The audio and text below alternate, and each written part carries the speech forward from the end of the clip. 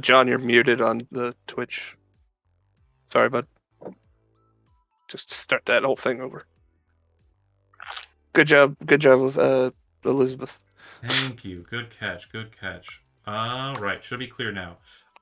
I tried a new thing with the intro. Tried a new thing with the intro. We have a cool theme song for the Dark Skies 2077. You're doing great, bud. Yeah, but when I switched it over and I wasn't paying attention, it definitely did do the switch the mic to default, which is nothing. So, anyways, what I was saying is we're going to start the session off kind of right in the heat of it. Joe, your character Hungry receives a call from someone you know named Seamus Darcy, and my Irish accent is going to be terrible. It seems to be canon that any member of Haggis Head has to have a shitty Irish accent or an accent that's not Irish sometimes. So we're going to go ahead and continue with that tradition here. Seamus calls Hungry and says, "Hey, Hungry, I know you're probably busy or whatever, but you see, I'm looking for some, I'm looking for some hardcore punks. I need some folks to help protect my band. They're gonna be playing on Saturday over at the Seventh Hell, and I haven't been able to muster anybody, and no fixer's willing to touch it, but I'm willing to pay you. Um, Probably about 5,000 eddies. I know it's short notice and all, and it's what I got. Does that work for you?" Good to hear from you, Seamus. I don't know. You guys, the last show kind of went up in smoke. You know what I mean? So you've been paying attention to the screen sheets, huh? All right. Well, okay. How about if I double it? It's as much as I can do right now, especially with short notice, and they're making us fucking run this gig. I, I, the band wanted to cancel. Dina's not having it, but I've got to do it. So business is business, and 10,000 is all I can offer. It's the last. It's the most. I doubled my initial. I'm not fooling with you. Yeah. That sounds a little bit more doable. I think I could put a team together to help watch after the place. See what you can do about throwing in a VIP pass for myself as well. You got it. Not a problem. I'll talk to Wilson. It shouldn't be an issue. And typically, the way they do their passes, it's mostly seasonal. So you might be able to check out the Seventh Hell for other venues and whatever. I don't know why I switched to Brooklyn. But anyway, thank you so much for taking the gig. If you need to meet up or anything, I'll probably be at the Seventh Hell later this afternoon myself, just to make sure the setting's all ready, the venue's all ready for everything. And yeah, bring whoever you need to do. And I just went back into Brooklyn. Okay, bye. All right, hell yeah. So 10,000 eddies to work with.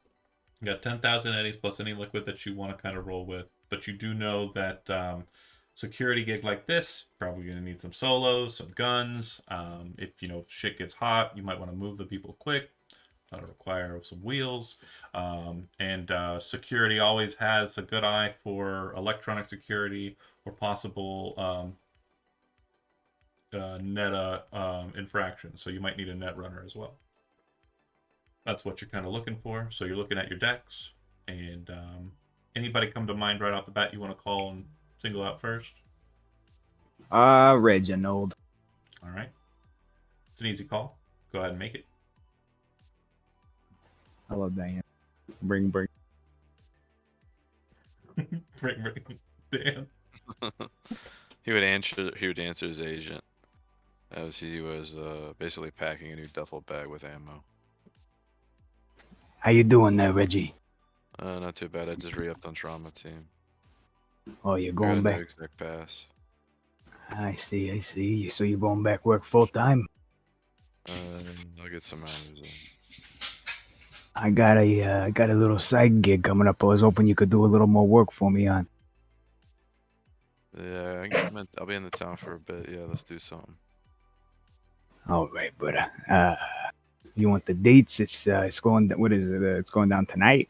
So today you're calling him the morning of the 3rd. This will be the day after yesterday, which is when you had that last gig. So tomorrow is the 4th. That's when the venue will have Candy Gossip. All right, I'll set up a meet, then I'll send you all the details. All right. I'll have it marked to my agent. Okay. He definitely sounds a little He's a sad boy. Sad boy. Is my How? mic like really quiet? No, nah. You just sound worn out, man. It's a cyborg sad boy. I'm worried about you, Dan. Damn. The sadness is bleeding Sorry. through. This character's supposed to be No, the character's not happy right now. His significant other was taken. But anyways, it's fair. I thought you were doing a thing.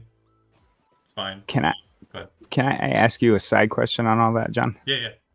Has Chino been able to track down any information on what could have happened to Gabby? Because that was a deal I made with Reggie, was that Chino was gonna just work full time on trying to track her down, So what you considering know, they're related. what you know is Chino has got a last sighting on Gabby, and has been exploring that venue. Apparently, the last place that Gabby was seen was at the El Coyote Cojo, which is a big Valentino bar near Mega Building 3. Oh yeah, I know yeah, the you know. place. That's where you start. Yeah, I guess if you go street rat, sure. I started in Arasaka building, baby. Anywho, so you would have that lead to kind of pass forward to Reggie, and do you do so? Nah, Okay, not hold yet. it. I don't want to distract him. Got him. All right. So you look at your decks again. Is there anybody else that you kind of like floats to the top? Hell yeah, we're calling the cowboy. That dude can drive. All I right. call Moon. Yeah. Mooney hears his agent ringing, and he stands up too quickly and hits his head on the underside of the hood of the car he's working on. He says, "Ah, shit! Ah, oh, there it is. Oh, hey, Hey, goddamn it, are you all right there, cowboy? yeah. What can I say? When it comes to burning rubber, Mooney's the best." Yeah, goddamn right, I saw it for myself. I told you I'd be in contact very soon, and I got another job opportunity. I was wanting you a part of the team if you got the time. Yeah, man. Yeah. Mooney's always ready to roll if the money's good. All right, sounds good, brother. I'm gonna set up a meet with everybody once I got the team together, and I will send you the details. All right, sounds good. Sounds good. I'll get my stuff together. You got any preference on the kind of ride you want me to bring to this party? You got any kind of like personal carriers? Anything that can carry a team full of people? I mean, yeah, I think I got some that could seat like do I got something in the motor pool that can seat like, I don't know, 6 to 10 people, like a van? Yeah, like an old dusty van. Yeah, sounds good. Yeah, we yeah. I'll bring the mystery machine. All right, sounds good, brother. I'll be in touch soon. So, All right. So as you're flipping through the decks, you would note that there's, long list of contacts. You got some contacts that were shipped over to you from the Padre. The Padre says they come highly recommended from a fixer up in Japantown named Zigzag. This solo named Mortar, if you're looking for a gunner, that's probably the best. Specializes in wet works, close quarters shit. So this is kind of close to what you're looking at here in this venue. You're looking at other kind of ops that kind of present here. One name that looks like it's kind of on your decks but kind of old and you're not sure if the person would contact is a solo named Mover. But again, you don't remember having reached out to him for a while, so he's just kind of on the list. And looking at your other guns, not really much like on the available contacts. Most of them are kind of like put away or doing other shit like Chino. So looking at it, What about as far as a netrunner goes? I see. Oh, some yeah. names, right? So you do. The main contact for you regarding netrunners comes through Padre once again. And the contact is a person named Carbon. And Carbon kind of has like a Rolodex of netrunners that he kind of sends out. But you're looking at the list, and one that doesn't seem to be tied to all of that, just somebody whose name you don't even know how it got on the list, is someone named Asuras.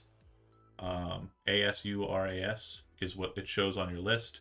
and it kind of has like a small notation written in your hand. So you wrote it at some point, saying runner, new in town. All right. Let's call Mortar first. All right. Bring. Phone number that you have seen before. Again, whether or not you have a work history with him directly or Padre is up to you. It rings a long time. And then he says, yeah. Is this Mortar? I'm Mm, speaking to. Who's this? This is Hungry Fixer down in the Glen. I got a job opportunity. I'm looking for some men. I was, I don't know. I was watching my stories. I'm not sure. Well, it comes with the show. It's a security gig for that new band that's going around, the Candy Gossip. And, Who? I wouldn't know that. well, there's gonna be a bunch of pretty ladies there, you know, plenty of young things, you know. Either way, it's gonna pay well, and I need some muscle for this job. I mean, I'm in semi-retirement here. Are you Is it? trying to not get hired from Quick? I just wanna make sure. No. I'm happy to do it. Bold. I'm just playing mildly hard to get. You got to give him a chance. He's an old guy. Okay. Oh, you sound a little long in the tooth there, brother. You got any kind of leadership experience? You must know you called this number. Well, I can tell you, as a team lead, your cut will be a little bit more than everybody else's. Oh, now my ears are perking up. Okay, send me the info. All right, I will send you all of the details within the hour. Click. So looking at your decks too, if you're looking for more gunners, more shooters, not too many like I mentioned, but you do see that you have a new contact that appears to have been kind of slipped to you from a fixer named Regina, Regina Jones, up in Haywood, and she has said that this new Nomad pack has kind of shored up in Pacifica. They've got some guns. They've got some pretty heavy crew, and they're looking for work in the city. And so you have a contact. The contact's name is Robbie of the Nadruckers.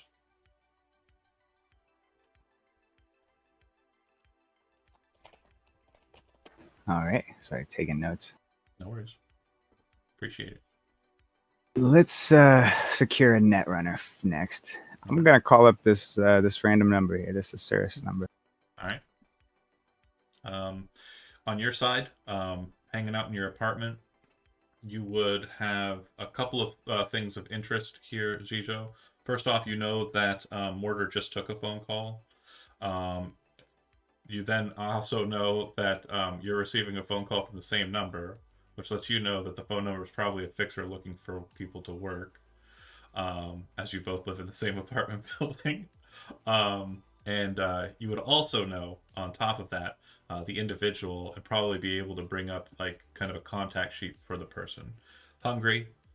He is a fixer that is loosely associated with the Valentino family, according to what you have notated here. Pretty infamous for his punctuality. It seems that as an employer, he's very charitable. And he's also very gracious, according to the notes that you have listed. Seems like he just recently had some connections with the Tiger Claws as well. So he's kind of spreading his influence. And that's all before you pick up the phone.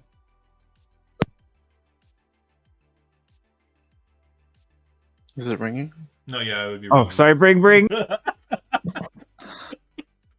Hey, Roleplay, you've guys. got Asora's Magdalena's agent repair service. What can I do for you? Hey, this is Hungry Fixer from down in the Glen. I'm looking for somebody to look into some security equipment for me on a job. Security, huh? All right. You've got need for a runner. Yeah, that's right. Okay, what kind of job? We'll be doing a gig down at the Seventh Hell. There's a band playing called the Candy Gossip, and they got yeah. I don't know if you heard about the last show or not, but they got some problems with this arsonist guy. And Yeah, I heard. just All right. Well, it sounds like that's gonna be a lot of fun. You can count me in. all right. I'll send you the details within the next hour. I appreciate you. All right. Got your team assembled, with the exception of one. Yeah. You got So we you got two pretty heavy gunners. What if he just calls it like, that's enough? I got 4 guys. I mean, in all honesty, like you've got two big gunners, you've got one good driver, you've got a solid net runner. I mean, thinking about what you need, you kind of just need like a backfill, someone who can kind of slip between two positions. You know, someone you can have run, get coffee if you need it, or you know, someone who can kind of maybe pull out a gun and shoot it. Right? yeah. Yeah, we'll reach out to Robbie with the Nedrackers. Nadruckers, I'm sorry. Hey, this hungry. Yeah, how you doing there, boss? Oh, thank fucking God. We've been looking for something to do. Tell me it's a big job. I don't know why I went to Irish. I was trying to do English for this guy and I'm fucking it up. You were really doing English there. It was supposed to be English. Oh my God. It's not the biggest job. It's just a small security gig down at the venue. I'm really only looking for about one other gunner, and your tribe comes highly recommended. Is it something that we're expecting someone to get fucked up on? Still going Well, with it's- Irish. Yeah, you probably don't get much news from the city out there, huh? Yeah, not really. Yeah, there's a band going around playing, and they always put on a hell of a show. But afterwards, the last couple places they played at, the entire place is burned the fuck down. Shit. Well, I think I got a guy who would be helpful in that. I'm sure I can send him over. Just send me the details. I'll forward them on to him. You'll get his contact information. His name is at this point in the other side of the phone call. Robbie's kind of scanning like across his people and kind of locks in on Guinea. What is Guinea doing in this exact moment? I like picking my nose or just. Standing like on the side of the boat, like just like. Boss takes a phone call. What am I supposed to do? And he says, "Yeah, Guinea. I'll send Guinea over to you." Captain. And he says, "Just send me the details. Forward them on to him." All right, I pleasure doing business with you. I'll get a hold of you when I got a bigger job coming up. Yeah, anything shoreside would be great. Sounds good, brother. And he flips over the deets to Guinea, walks over to Guinea and says, "Hey, you're going to be going into the city. You're going to be representing us. It sounds like it's a pretty dangerous gig. And you're the one I think should probably be the one to do it. My most trusted." Hey, put a lot of thought into this. Yeah, I did. All right. All right. Take whatever vehicle you need. So you're looking at Drowner there. I was a little worried. I could use my shot, you know. This is it. So All right. just take whatever vehicle you need. Give us a call if you need backup. I'll send Ben if you need any kind of assistance. That's what you got for me, okay, Guinea? And whatever this hungry guy says goes. Whatever he tells you to do. If he wants you to die, what do you do? Fuck it. I die. I die right away. All right. Holy shit! Fucking die right away. I'll die right fucking now, Captain. Not yet. I don't know if hungry needs that or not. I'm like reaching through my bag. I'll eat this flare. How much are you pay me to eat this flare? And remember, 20% back for the family, okay? Of course. Yeah. I'll throw in a little extra for you. So much the better. I guess I'll take the Land Rover truck. Yeah, you'll get the details once Hungry. We don't want to draw eyes. I'm assuming Hungry will kind of like make a group text on the agent and flip out the deets to everybody, kind of sparsed out that way. So it's individualized, compartmentalized, but they don't see the other people. They're all replying to you. but you can direct message each. Does that sound about right? Yeah, it does. Cool. Can you help me with my boomer eyes here? I'm looking on the map trying to find where the seventh hell is. Is it Sure. not marked? No problem. I'll zoom you onto it. Bear with me here. It is marked. It's the biggest bar marker right now. Made it extra big.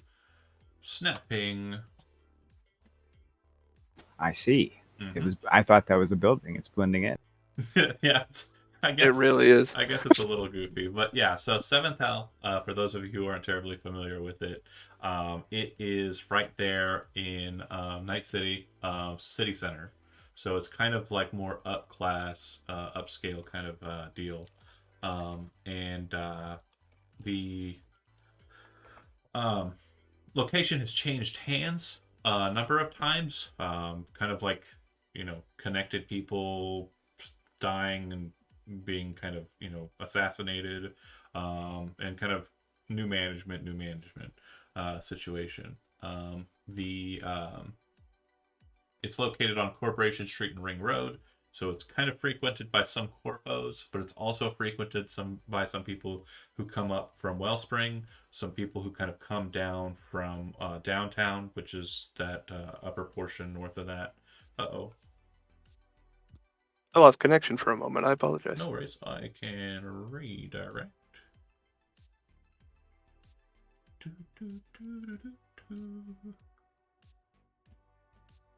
All right. Everybody's back in spots. Okay, cool. So, yeah. The job information. Are you wanting to do a meet today, or do you want to just do it tomorrow? I will send all the details, saying that it will pay 1,500 eddies. We're gonna meet at the Afterlife 2 hours before the show, and the show should only run for a couple of hours. So we're looking at 5-6 hours work tops for 1,500 eddies, and to mortar it'll be 2,000. Mm.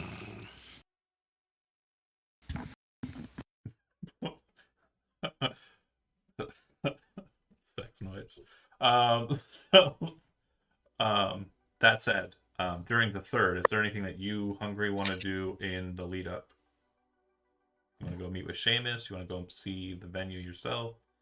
Anything crazy like that? Yeah, sure. Yeah, that sounds like a good plan. And I'll even text everybody and tell them that I'm going to the place myself tonight, and they're invited if they'd like to come along just to check the place out. Do you want to have anybody take you there, or anybody in specific? Or are you just going in the truck?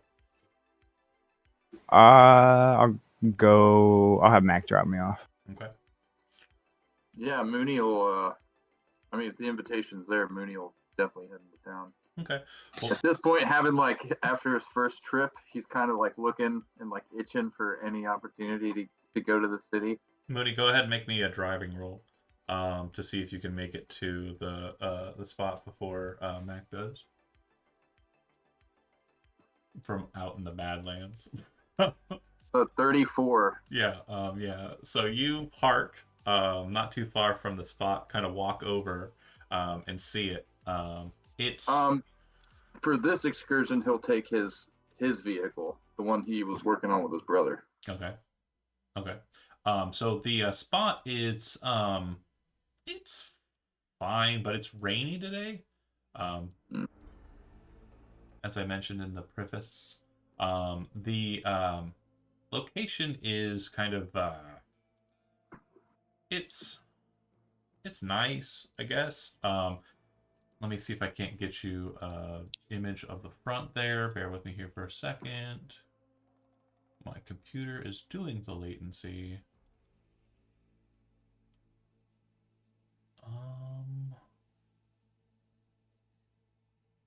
Heavens to Betsy. So Been there. got it. And it should be popping up any second now. Maybe. Nope. I apologize. Okay. Oh. Maybe? No. So sorry. Okay, so it's a nice location. It's right on kind of a decent strip that kind of leads out of the city center. So there's a bit of traffic kind of coming out past it. You can park anywhere on the side of the road, and there's also a small parking garage nearby. Let's say, like, if you go to the left of where the venue is, and then kind of go up the street a bit, that's where the entrance to the parking garage is located. Do you want to park Hmm. on the street, or do you want to park in the garage? He's gonna park on the street. Okay. Um, as you do, Somewhere where, if possible, where if he's inside the building, he could see his vehicle. okay. There aren't really any windows to the place that you're That's fine. noticing, so it's probably not going to be the case. Somewhere where he could see it from the front of the building. Yeah, so I'll explain why that won't be something that you're going to be able to do very well. So when you look at the venue, there are two doors. There appears to be kind of like a security door, kind of directly towards the right, big Seventh Hell logo directly above it. To the left, there's like a barricade, a metal barricade that's been set up with like a red carpet that leads up to another door.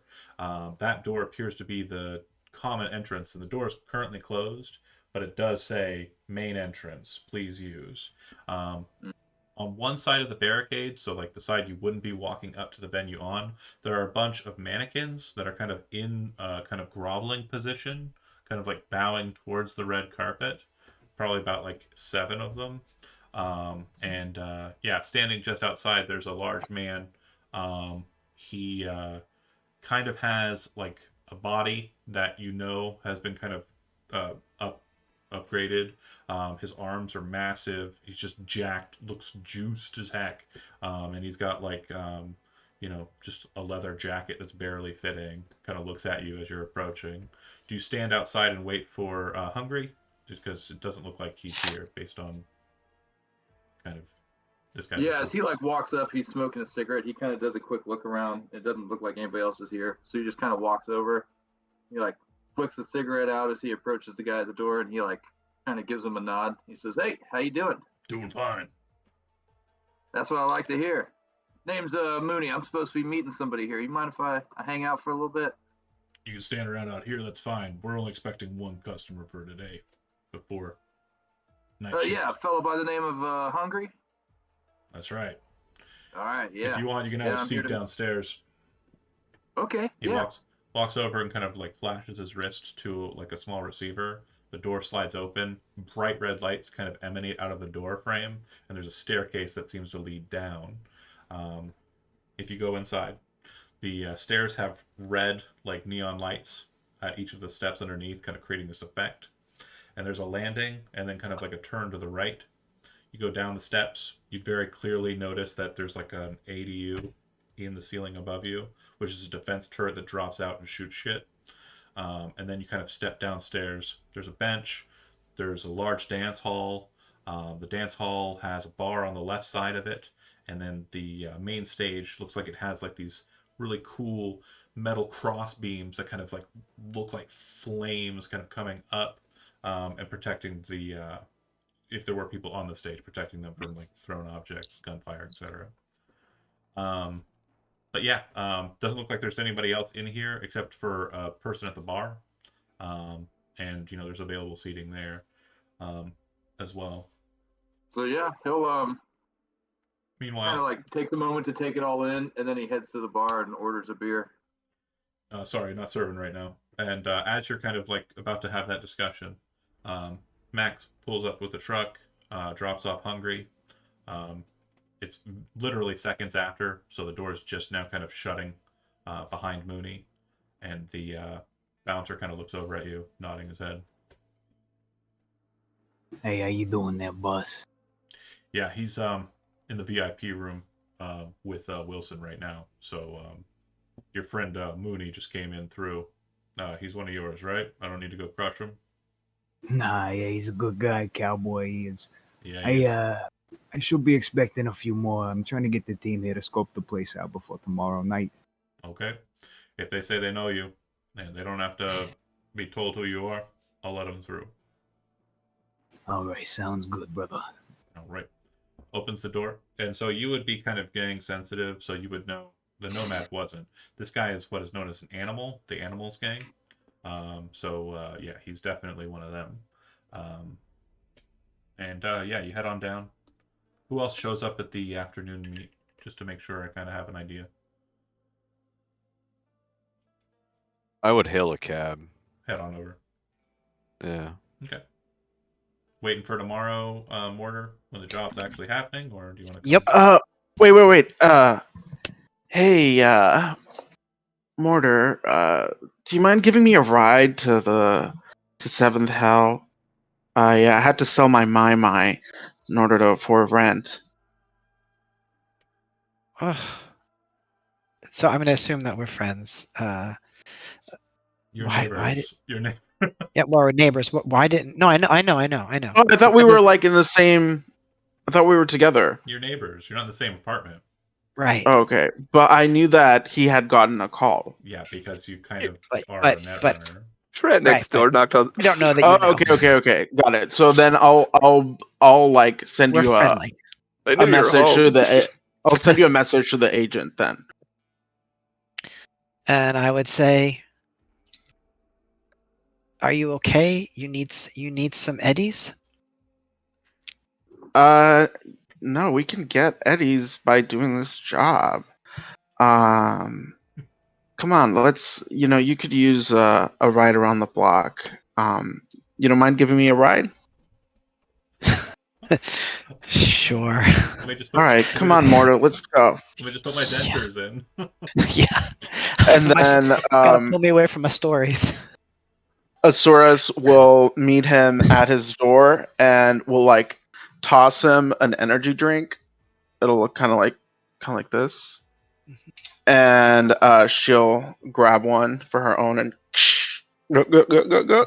Well, Ready to 30 go? seconds. So, you apparently know about this job?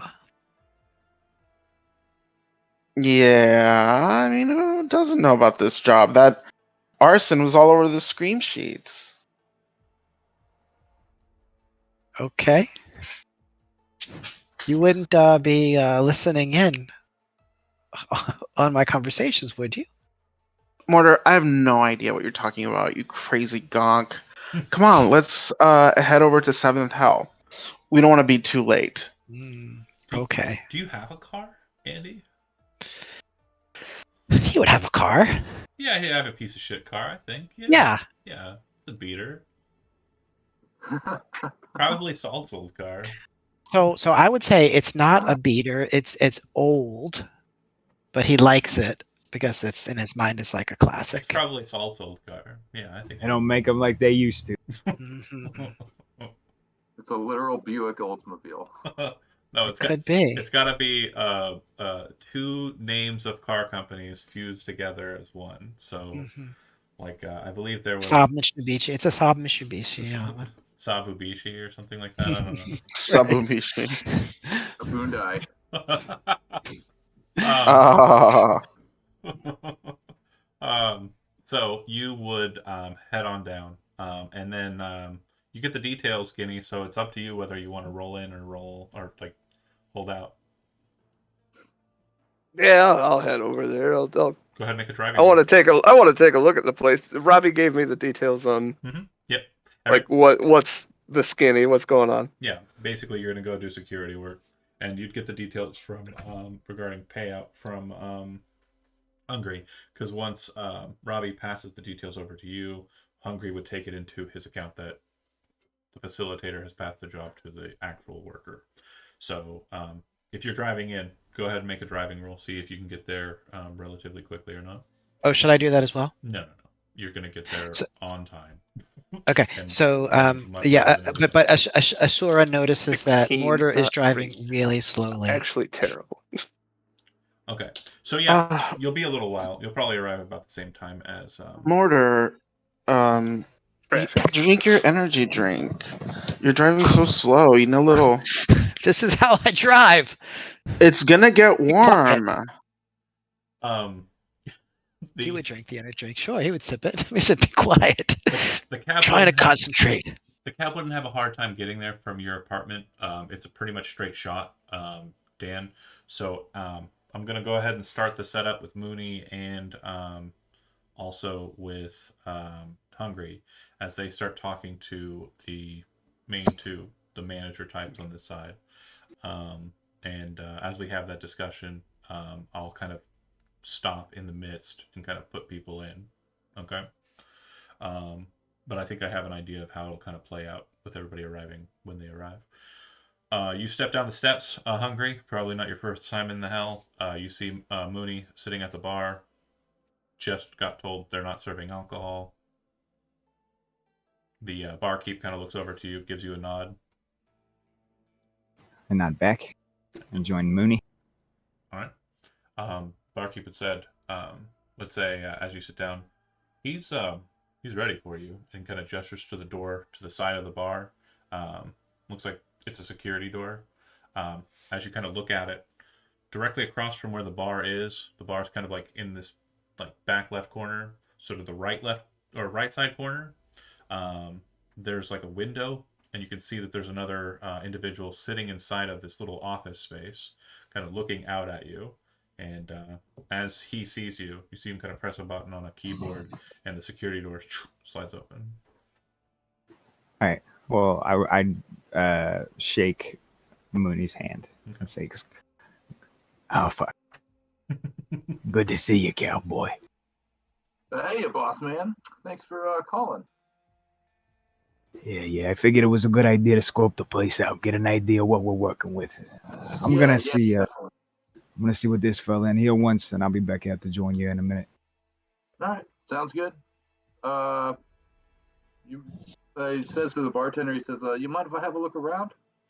Sure, not a problem. Just don't go anywhere that it's already locked.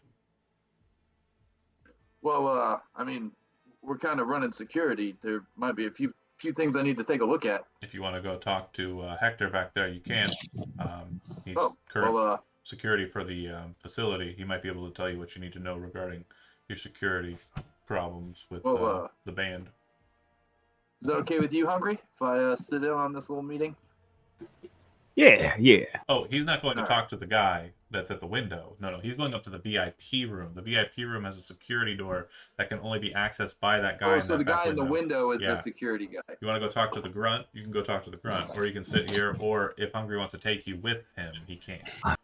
I'll see what all's going on before we start snooping around the place. I'm sure they'll let us look around. All right, I'll just wait here. Bartender, what do you say we go ahead and bust out a few drinks? I'm expecting some more people, and I'll cover the bottle price. You got it. He pulls down 3 bottles from mid shelf, not top, and kind of sets them down, and puts a couple glasses out on the table as well. Looks like typical just bottle service for a party or whatever. At least one of. Maybe I will just. I'll wait for you right here. At least one of those is for you, cowboy. Save a little bit for the rest of them if they show. Yes, sir. You head on in. So walk up the stairs, come around to like a private little lounge.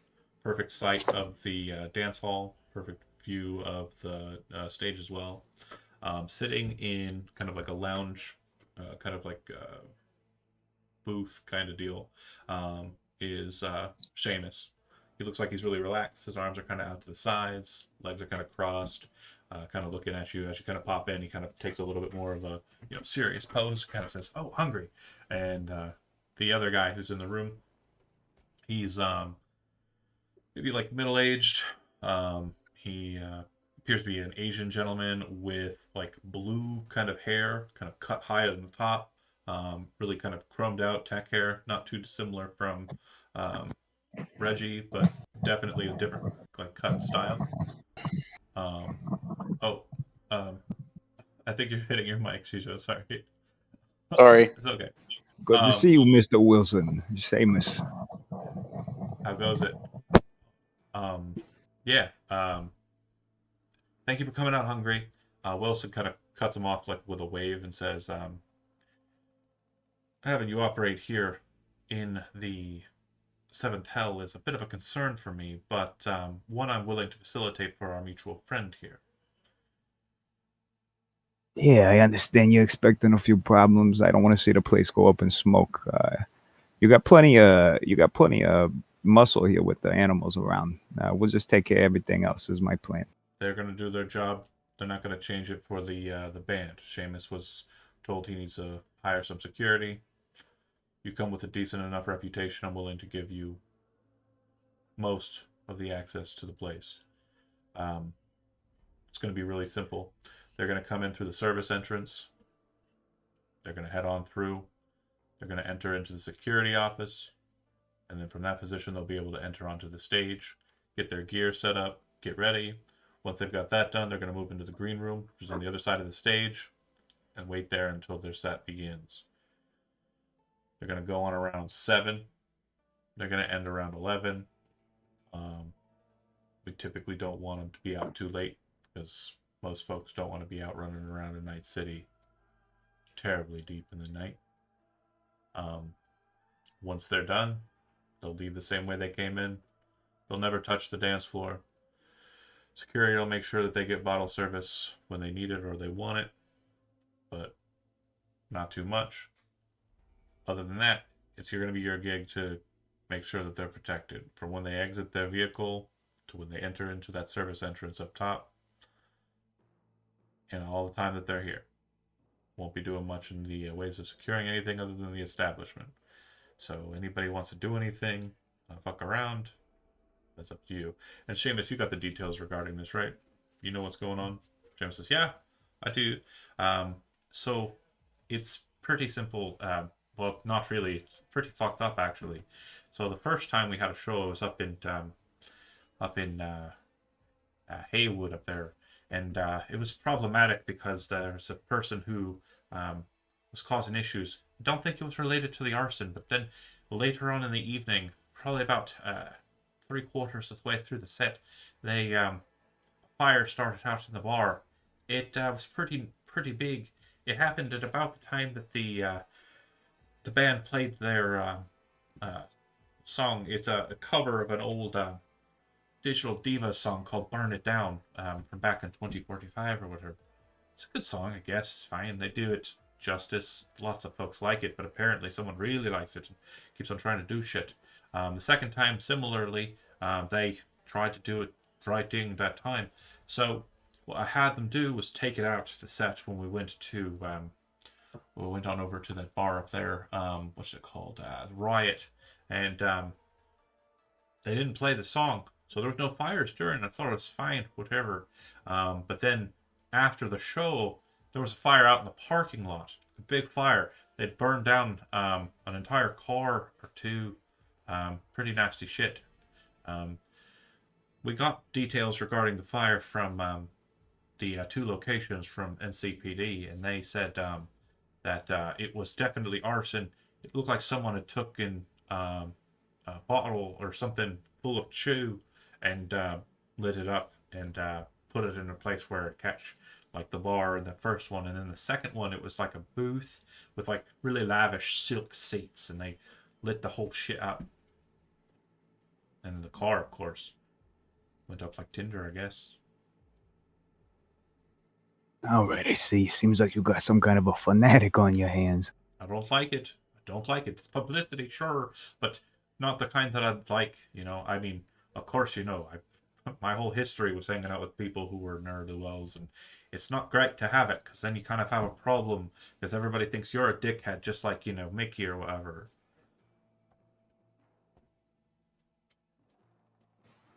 All right. I understand. Well, we'll do everything in our power to make sure that doesn't happen tomorrow night. Thank you so much. And yeah, anything I can do to help you, Wilson, in making sure that Hungry here and his boys, folks, or whatever, are doing their job great, that's fine. I mean, I've got a little bit of liquid available to me, but yeah, they're making me do it. I don't want to even run this show. And Wilson, I'm sorry, you're contractually obligated.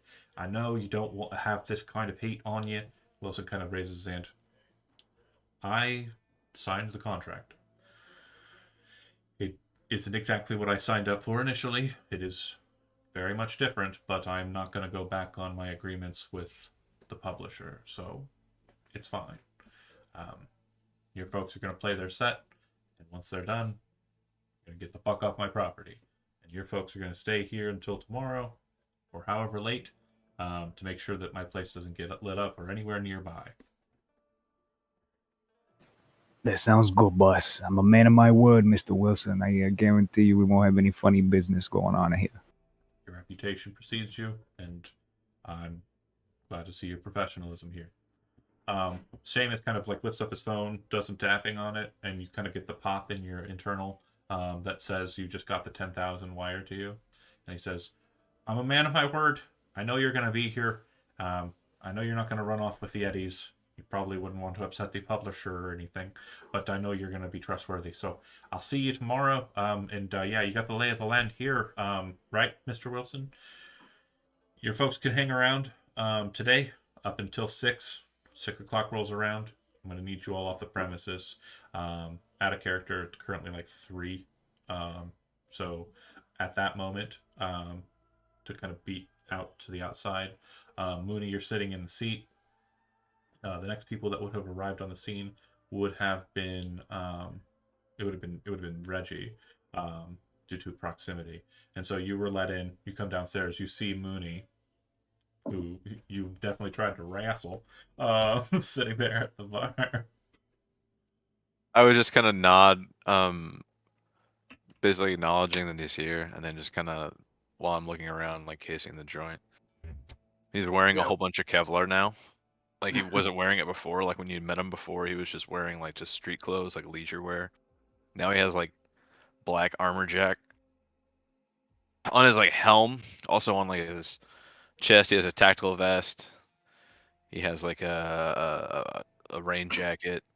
Like he's just pretty much Businessman. tucking a shotgun and an assault rifle underneath the jacket, and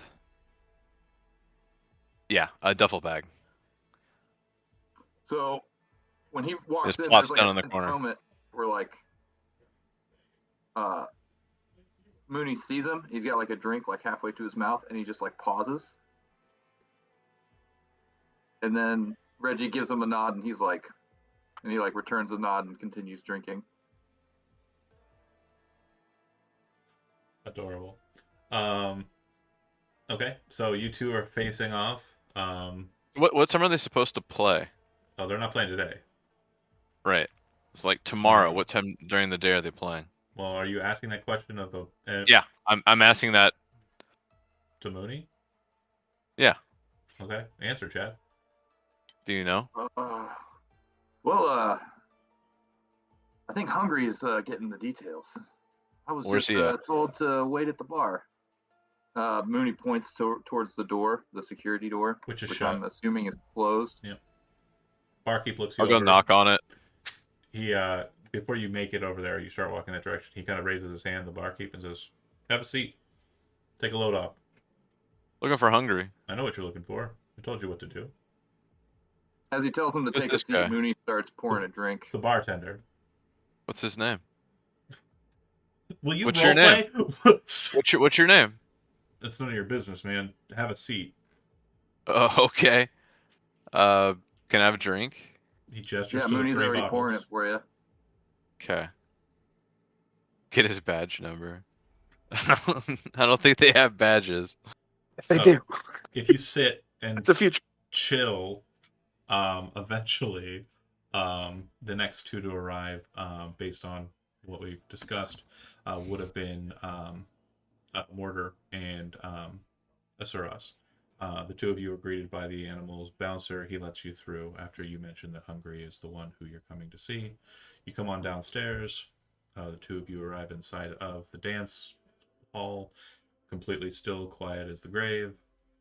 You see Mooney, who you don't know, and you see Reggie, who you don't know. So real quick, descriptions are in order. We'll go ahead and do the gamut. So Reggie just has already described his character. Got a good discussion. He's sitting there, probably like angrily drinking the glass. Very tense looking individual. So for Mortar, as he kind of comes in, you've seen this kind of fucking punk.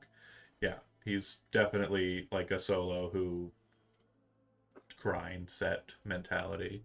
And then Mooney, go ahead and describe your character. We kind of have an idea. It's a cowboy, but I'd like a little bit more on that. He's tall. He's pretty like physically built for somebody that doesn't have like a speck of chrome on him. And compared to Reggie, he seems like very relaxed. He's enjoying himself very, very much. He seems like he's right at home where he's at, sitting at the bar drinking. He's got he's just got like a long, like patchwork leather duster on and a sort of a weathered cowboy hat. As you come in, he kind of looks at you and smiles and reaches up and tips his hat. He says, "Come on over, pull up a seat, take a load off." Go ahead and describe your character, Andy. Yep. So Mortar is, I would say, medium height, medium build, older, gray hair, one regular eye, one cyber eye. Anybody would notice that he's got wetworks all in him. A bunch of different things. Some of it looks older than maybe they might recognize, like it's been around for quite a while. Some of it looks newer. And he's gonna sort of stand at the bar and look at I'm sorry, is it Mooney? Yeah. Chad? Yeah. And just sort of go like this, make a motion, like a drink motion, and then go like this. Yeah, Mooney reaches over. He like without putting his drink down, he picks up a bottle and he pours into one of the empty glasses. What do you pour? And then hands it over to Mortar. So Mooney Mortar doesn't care. It doesn't care what's poured, but you could say. No, I think Mooney. The thing I was trying to make sure Chad was picking up on, as a fellow alcoholic, he was asking. Does he read the sign? He's asking for a double. He wants two fingers. Yeah. Yeah. Oh yeah. And then he would look at Asura and kind of smirk and pour the energy drink into it and start drinking. Yeah, Mooney doesn't skimp on his pours. So yeah, it's a bit warm, having not drank any of the energy drink up until this point, and plus alcohol. Yeah, so what? Yeah, it's fine. For Asuras, go ahead and describe your character sheet. Asuras is very short, a little over 5 foot. She's got long, kind of hair, long, kind of braided hair in different shades of purple. She's all kind of wrapped up in this big coat. Both of her eyes are cybernetic, probably also a little bit of an older model.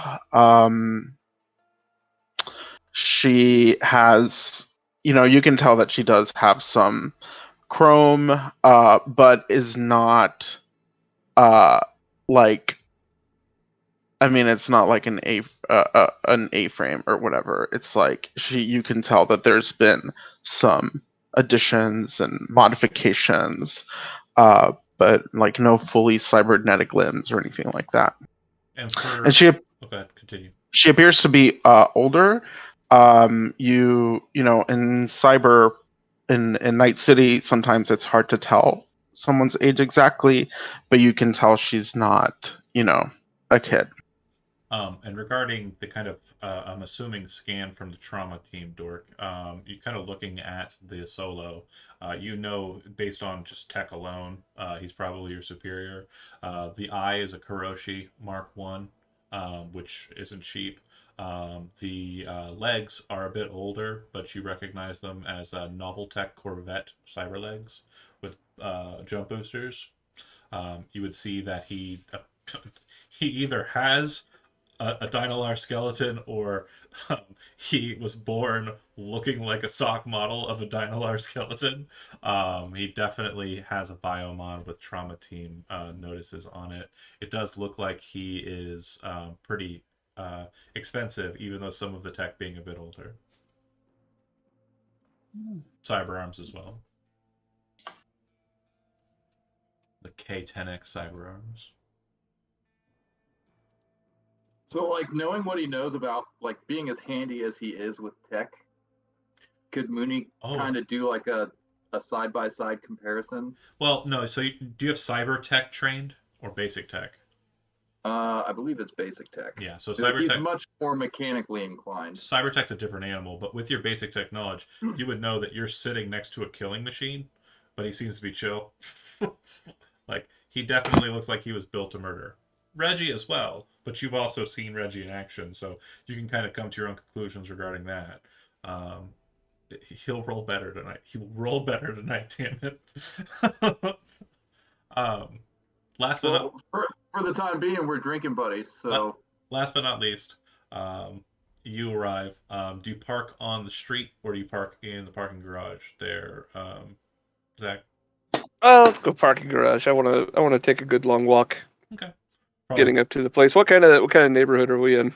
Clearly, it's not as busy as it should be if it's a bar at 3 p.m. It's downtown, so it's kind of corporate. It's not like dead city center, like, a bunch of stooges walking around in fancy suits.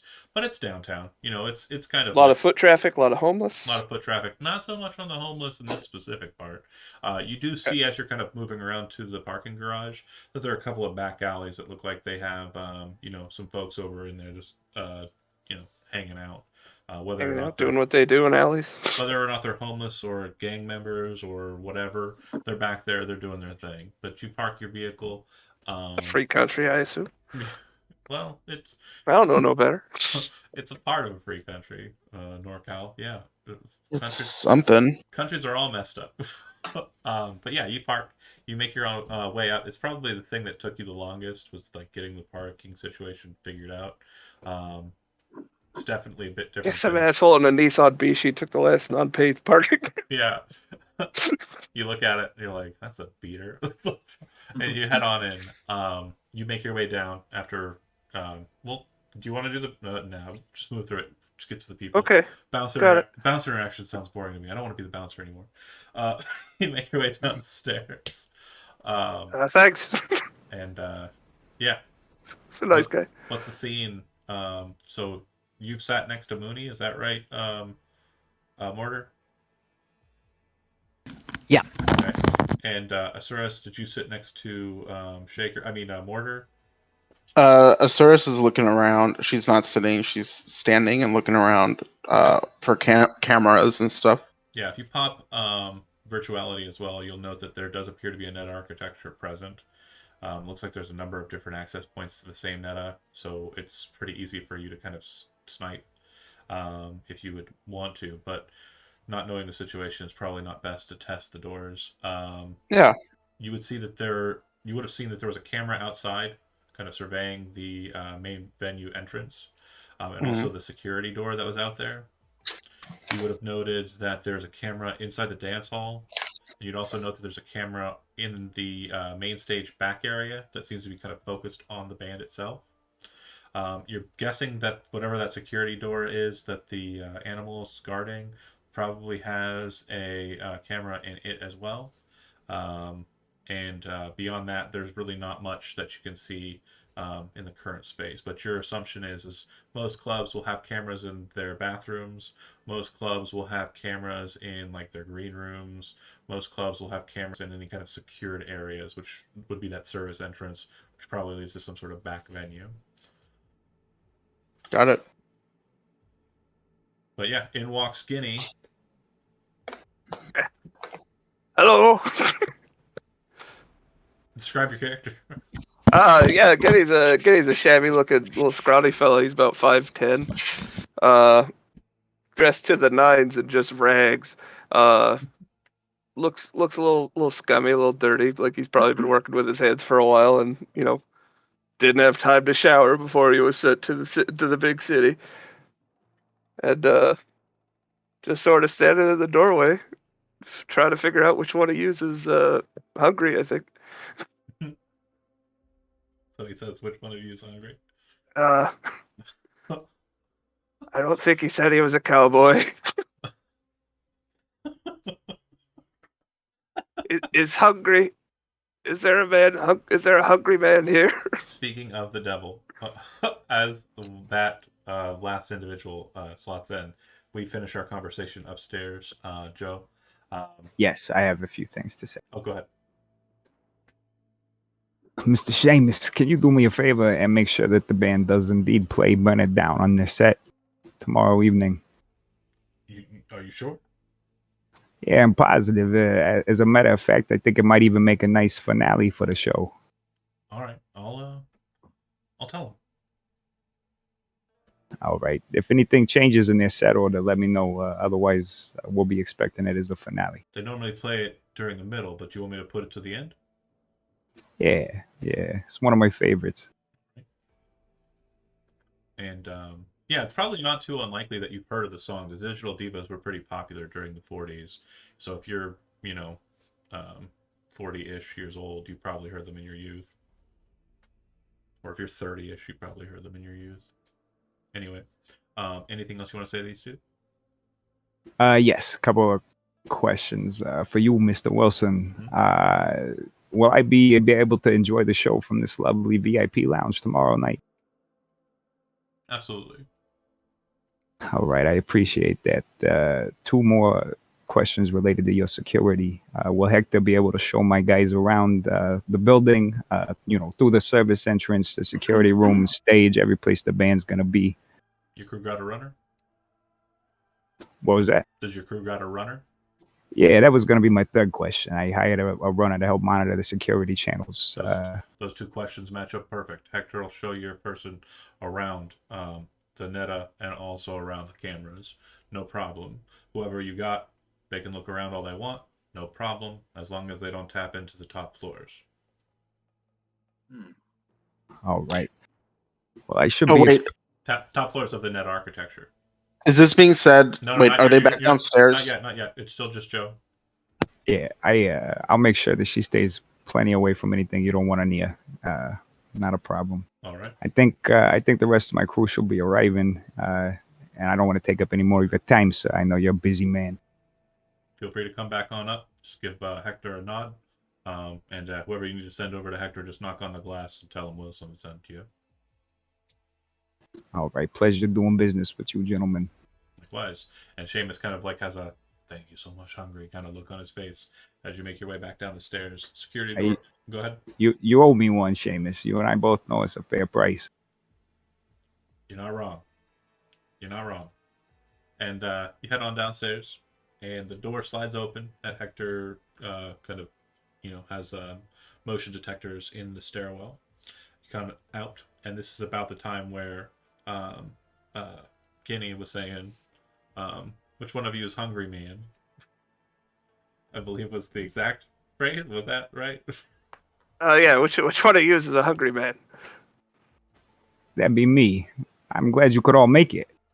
And walking down this VIP or out of the VIP door would be a very large man, about 6'6", 300 pounds, slightly obese, wearing a very nice urban flash color shifting button-down jacket and dress shoes. Expensive threaded slack pants. Looks like he was going out on the town. He's wearing flashy gold tech watch and way too many bracelets and chains, including one large chain with a diamond bezel cheeseburger ornament as the centerpiece. Oh gosh, that's great. I'm glad you could all make it. I just got all the details from our employer. Get comfortable, have a drink, and we'll discuss for a minute before we take a look around the place. And then I'll join them. Okay. So much as before, Mooney pours a drink, kind of slides it down the bar to him. appreciate that, cowboy. You all gotten a chance to get to know each other. Yeah, except for this other guy who just walked in here. What'd you say your name was? Oh, I'm Guinea. You could call me Guinea. Ah, Guinea. Robbie sent me. Pleasure, sirs and ma'am. Just here to learn, really. Just here to work. All right. Well, let me do a formal introduction. Mortar is here, right? He stayed. Yeah, he's here. Okay.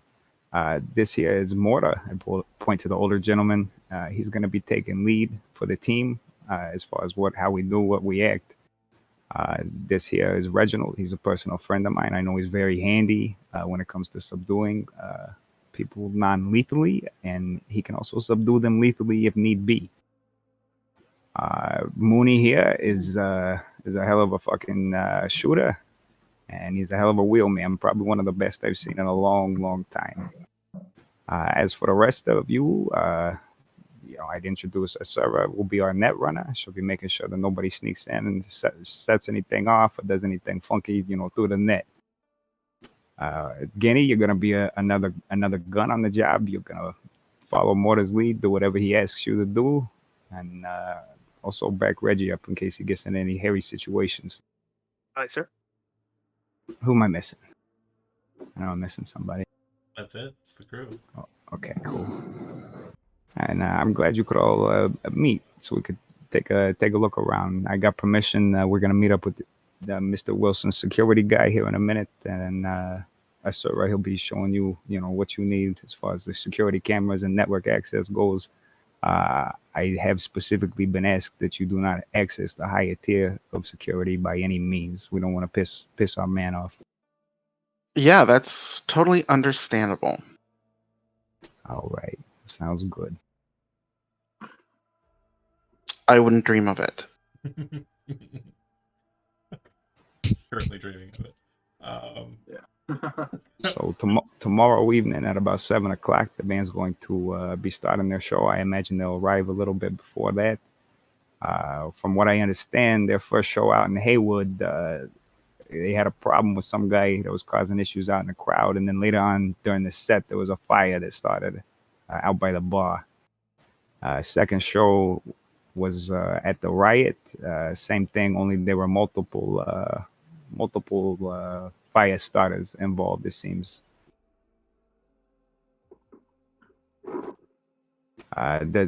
From what I've heard from their manager, Seamus, the trigger to these seems to be their song "Burn It Down," and I've asked Seamus to specifically save that for a grand finale for the show tomorrow night. So, if it is indeed the trigger for these events, I would be highly on alert right at the very end of the band's set.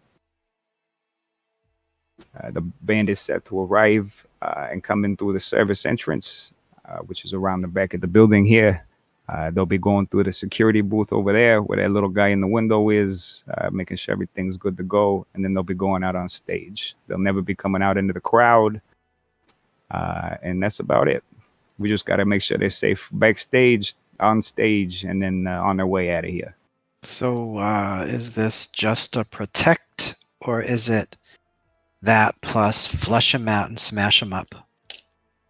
Well, hopefully it's just a nice, easy security gig. I wouldn't leave it up to chance though that this crazy fanatic fan is probably going to show up again, considering the track record.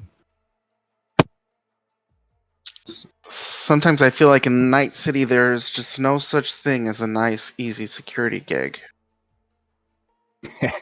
Ain't that the truth? And I down my shot.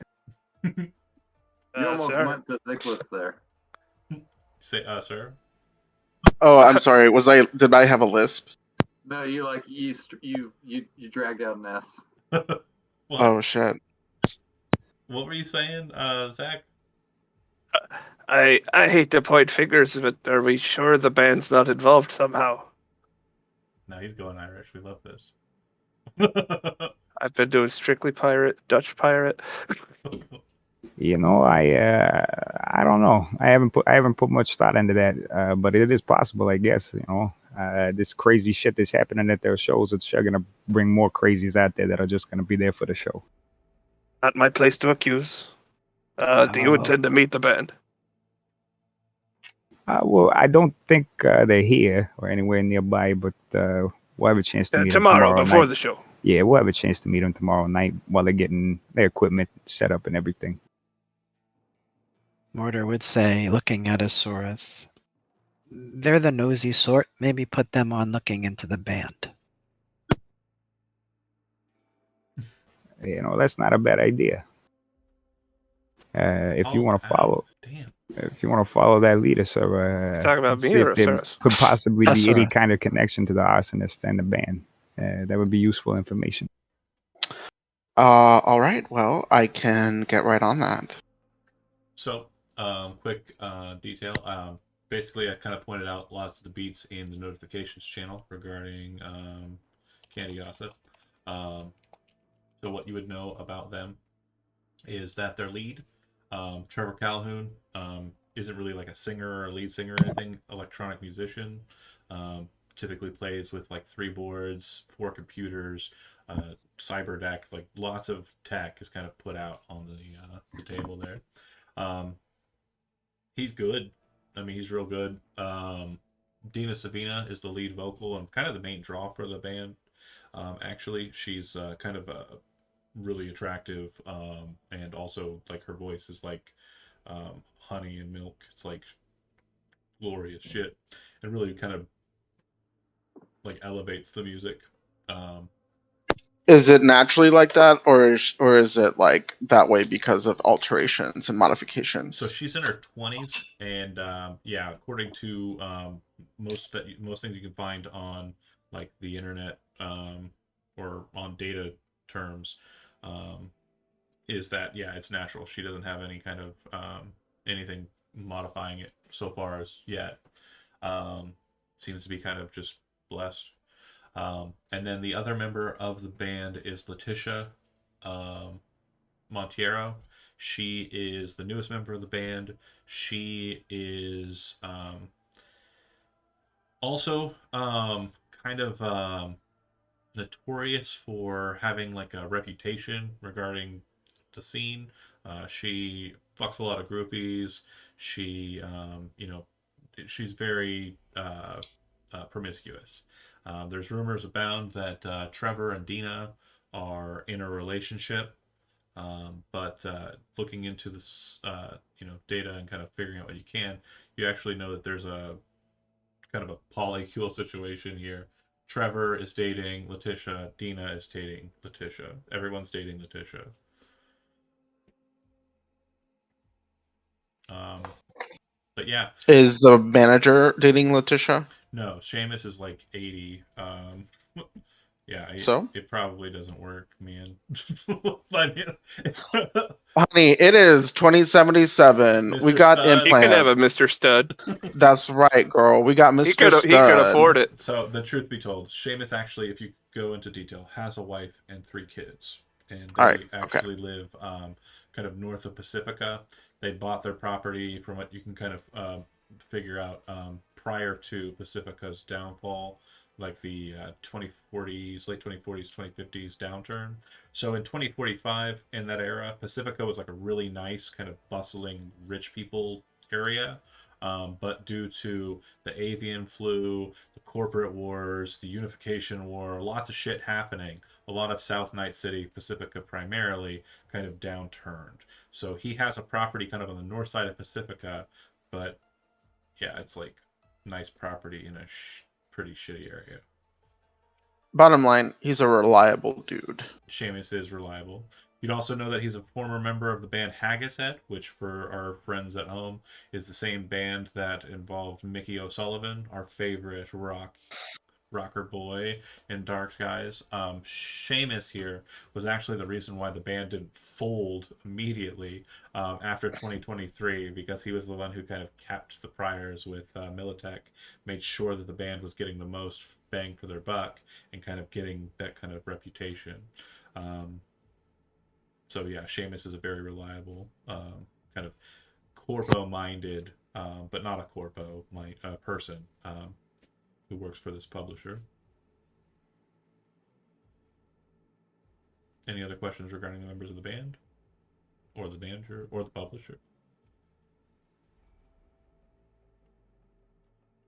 I'm assuming we're about to do like a walkthrough of the bar, get an idea of the layout. Yeah, so I don't actually have a map for the whole of the bar. Just a quick note on That's that. fine. I do have some images I'll be throwing up at you. So I think somebody was trying to say something. Go ahead. Sorry. It's all right. I was just going to ask if this was like sort of general knowledge or like in character knowledge. What do you mean? That you were sharing? Oh, that was all for Asuras. She's doing kind of like a quick scan. Yeah, so you see Asuras like holding her hand up to like her temple, and like her eyes are going, blah, blah, blah, blah, and she's like blah blah blah, this and this, and this is happening. And yeah, and they're this he's and they're kind that. of like staring at her, like, is she okay? First time you've seen a runner? Come on now. Very common net runners. They're not uncommon, is what I'm saying. But yeah, location wise, let's see. If in that time you kind of make your way to the security room. This is what it looks like from the inside back corner. So if you're actually looking at the image, you'll see that there is that door there, and there's that window. That window looks out at the bar, and those steps that you see kind of in the window are the steps that Hungry took up to go to the VIP room. So you can kind of see through that window, like out, and the individual who was sitting there, Hector, would have been sitting at the computer on the right. It doesn't look like anybody was kind of manning the computer at the left, which looks like it's more for the security regarding the when you get in there. It's explained to you the service access, which if you were standing right where the camera in this image is standing, is directly behind you, and yeah, there's access from the door that you'd entered in very narrowly, kind of entering into the backstage, which if you look out that window on the left, you'll see the cages there. The access is kind of like on that side. What's the construction in the building like? Is anything reinforced? The doors Sturdy, don't. sturdy as fuck, and it's got a building on top of it. So there's like more property above.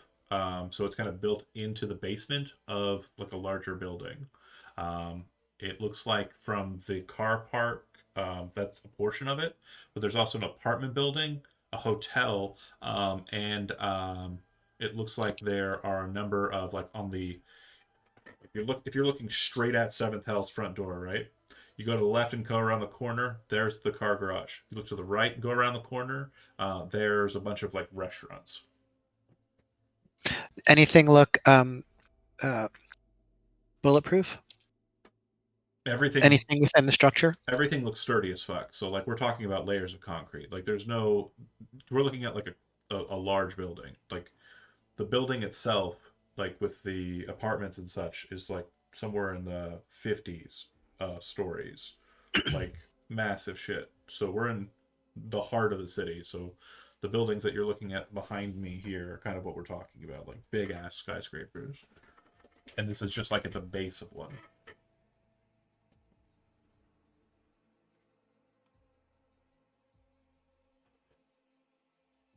But yeah, I'll go ahead and do a quick, like, just so you have an idea of like the positions that you'd be kind of moving through. So there's that one picture of the security room, kind of give you an idea of what that looks like inside.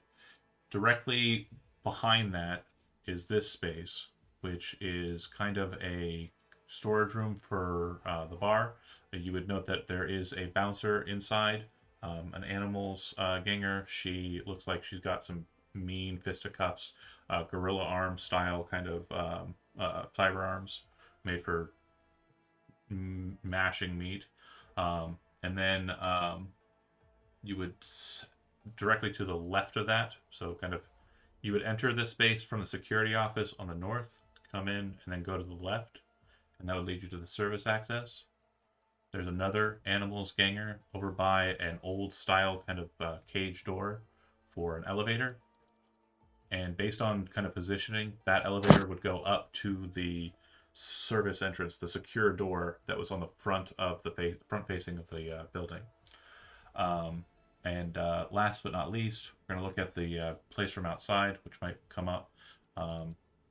Ignore the car that's kind of out in the middle there. That might come up later. This vehicle here is not there. But if you were to walk straight forward from where that car is, that's where the service entrance is. And then if you go underneath this kind of overhang on the left side of that overhang, there is the entrance to the bar, the club that descended down. And I think I have a couple more handouts image-wise. Let me see if I can find them.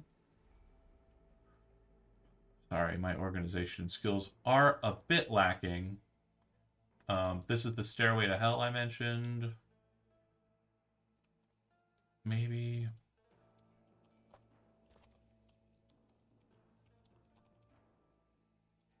To Hell. All players. Fate. Show. So when you first enter in the door, that's what you'd be seeing. That's from the customer side. And then I think I have one more handout. Maybe. There it is. Excuse me. If I had the front entrance this whole time, I'm gonna karate chop myself. Yeah, I did. So this is what it looks like if you were standing in front of the so see the red lights on the right there, the red carpet, the kneeling over guys, the barricades. Over to the right in this image, like literally right off screen, is the service entrance. Make sense? That's probably where Mooney's going to end up parking his van. Okay. Like over by that car over there? Well, over by, like, pretty much right next to the service entrance. So they can just walk out the door, get in the van if they need to skedaddle. Okay. Sounds good. I mean, unless Mortar has other ideas, because he's taking the lead. Okay. And it leads the stairs down. Hmm? When you enter the venue, does it lead to stairs? Yeah, that red downward? set of stairs I showed, that's Okay. literally the front entrance. Yep. Also on the subject of playing the getaway driver, if the situation comes up and so I guess he would probably pose this question to Hungry. But if the situation comes up that we do need to evacuate the band in case things get hot, where should he take them? Is there like a safe house or like a safe location? I'd say the Afterlife. It's not too far away from here. Okay. Everybody knows where it's at. It could be a good meetup point if things do get that crazy. You know, people, I got even if you. they're psychopaths, are probably gonna not try and fuck around in the afterlife. You'd have to be a complete gonk to fucking pull irons at the afterlife. All right. A gonking gonk. A gonking gonk. So that could be like Mooney's side of the game plan. Is he'll just like post up right there by the service entrance, and if things get dicey, evacuate the band as quickly as possible. He'll take them to the afterlife until he receives any word from Mortar or Hungry. Okay. Any other pre-stage planning, or do we want to go ahead and cycle to the next day? I'd also like to get Hector's contact and make sure that everybody has Hector's contact in case there's a situation that happens where we need to immediately notify security of something. Deal. So Hector's the head of security. Hector is a member of the security team. The animals don't have a leader. They all work for the same guy. But Hector is the guy who is in the VIP chamber. So if there's a guy who has a bit more notoriety than the rest of them, it'd be him. So Hector was the guy in the glass room? That's right. And there are 3 other animals on site. You saw 2 of them in the back rooms. There was the lady with the punching fists, and there was the guy at the security cage door. They would tell you, or Hector would tell you, that during the day, like, that's where we keep them because those are our most kind of position. That's where we need them. And there's one other guy who's up. When you first entered in, there was the dance hall to the right. There was a stair or a hallway that goes to like a kind of seating area, like a quiet lounge area for regular customers. And then there's a door. And that security door there leads to another security office, which is kind of like the check room. So that security officer is the bouncer. So the bouncer comes down when the door's shut and kind of maintains that office, or he stays up at the front and checks everybody in. The cover, you would learn, is 200 eddies. So not a cheap place to go. Pretty high end compared to some of the places you probably roam around What's standard procedure as far as a place like this? Is it the bouncer out front? They're gonna pay him, walk inside. Yep. They're not gonna be searched, anything like that. Nothing. So they're not going to be searched because it's NorCal, so the rules on kind of firearms aren't They're Okay. pretty lax. You can bring a gun wherever you want. But yeah, if people look like they're shady, the bouncer's going to call them out and probably send them away. So he's going to vibe check everybody before they enter. Ocular pat down. Yeah, absolutely. Gotcha. If somebody's coming in with like mantis blades out, and like kind of like a crazy look on their face, No, nobody with the flamethrowers coming right? inside. Nobody from the flamethrowers Right. coming in, right? No grenades. No. On that note, would there be anybody available from like the on-site security to They're hang not out helping with you. Okay. They'll tell you what, like during this first hour, a couple hours of like hanging out, they'll tell you what you need to know. Like I believe Asuras is about to have a conversation with Hector regarding the Neta. But besides that, they'll just kind of answer your questions if you have any. But their team has been instructed very diligently not to change their normal procedures for you. Because Wilson ain't paying for it. Well, I might request Guinea as backup. Okay. That's your Where about? Unless anybody else needs him anywhere else.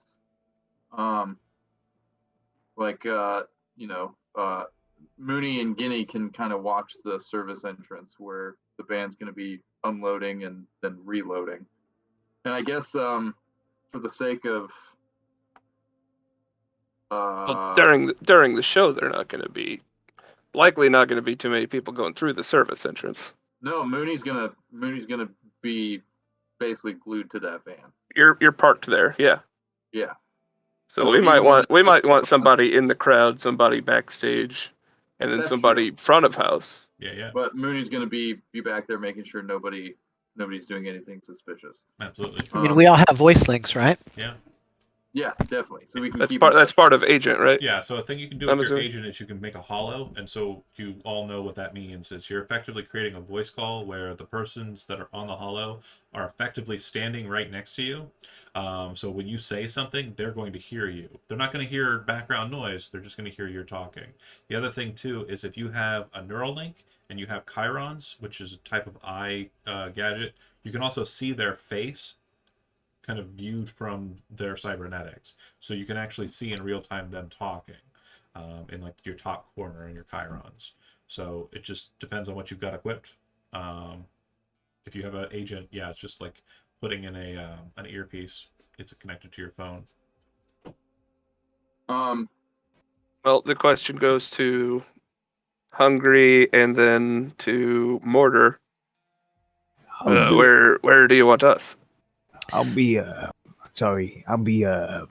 watching the show from the VIP area, so I'll have a pretty good view of the whole crowd from up there. What is I guess just from the perspective of having seen the images of the place, is there quick access from VIP to another particular area?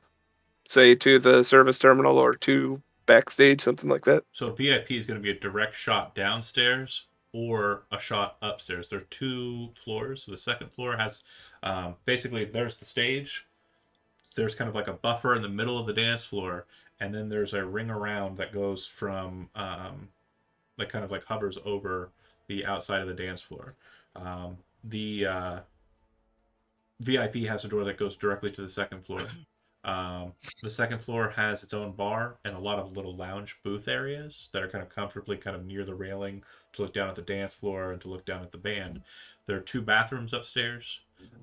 There's also another door that's a service access for the audio equipment, speaker wise, that is on the opposite side of the VIP door on the second floor. And then the only other things that are kind of present that might be worth noting, but not terribly, there are 3 cages that descend from the ceiling. And if you're staying here till about 6, you'd actually see dancers arriving. A couple of ladies and a gentleman kind of like making their way into the space and kind of getting ready, and also being kind of the mechanism seems that the cages descend down, they enter in and kind of work their shift that way. Yeah, so you go, Andy. That's all I was gonna say. Actually, Yeah, the rest is up to you. Yeah, I was gonna ask if Asaurus is able to do like proximity alarms on some of the entranceways. So let's discuss that. So you're going to go over to Hector, and you're going to go, Hey there. Hey Chumba, what you got for us here? So I know In terms of security. that they said that you get to look at the Netta, so let's take a look. And he kind of pops some stuff on his computer, and then slaps up a kind of interface that shows what we're structured with. You got 3 primary cameras. Kind of flips through them. First one is in the VIP room, showing it off. Second one is located in the dance hall, showing it off, kind of coming from that second floor venue. And then the last one is right outside. It seems to catch both the security access, and it also seems to catch the front door with its angling. He then shows that Quick there's question. I'm sorry. So the last camera, you mean the service access? service access. Sorry. Okay. Thank you. Okay. Then he says there are 6 subordinate cameras. What that means is the 3 primary cameras. You can have all 3 of those open at the same time. But if you want to use any of the minor cameras, you have to turn off all access to other cameras and use them individually. Those cameras, you have one in each bathroom. You have one in a staircase that descends down. It does not appear to be the red staircase. It's a separate staircase altogether. And a quick note, over by the green room, there was a door that you were told is off limits. Period. And who knows what they're storing in the basement, but there's a camera for it. So your presumption is that it's something important to the people who live here. Is the basement camera off limits? Basement camera's not off limits, he says. Not off limits. It's fine. Okay. You can't see anything. It's just a staircase down that goes to a landing that cuts to the left. Not too I see. dissimilar from upstairs, but yeah. He would then note that there is a camera. I did the bathrooms. I did the secret chamber. I did that one. There's one behind the bar, or not behind the bar, behind the main stage, kind of behind all the cages, that looks down at the band. And then there's one in the green room. Total of 6 there. Should be on the subordinate cameras. Okay, I have two bathroom, one staircase, one behind the stage. and one green room. Oh, sorry. And basement. No, the stairs down was that one. The last one is the other stairs, the red stairs. Okay. And then you will note that the red stairs camera, the basement camera, and the camera in the VIP room are all attached to an ADU. So the camera is at the bottom, and then when the ADU is deployed, it descends down, drops turrets, and fires. And it allows you visual optics from the camera for manual fire if you want. You said VIP, red stairs, and green room. Okay. Yep. VIP, red stairs, and green room. Got it. No, sorry. VIP. Thank you, Andy. VIP, red stairs, and basement. Sorry. So how do these cages like function? Like if there happened to be a fire and we needed to get people out of those cages, how would it be done quickly? If you ask that of security on site, they're pretty limber. They'll probably just jump to the second floor, no problem. That's what they do when they need to go use the restroom. Fair enough. But they're usually up there all night. Kind of keep at it, They get paid by the hour, and yeah, anytime they're out of the cage, they aren't getting paid. So Is Asura able to monitor all 3 cameras at the same time? the 3 main cameras, yes. But if she shifts off of main to secondary, she has to choose one, and that's the one she picks.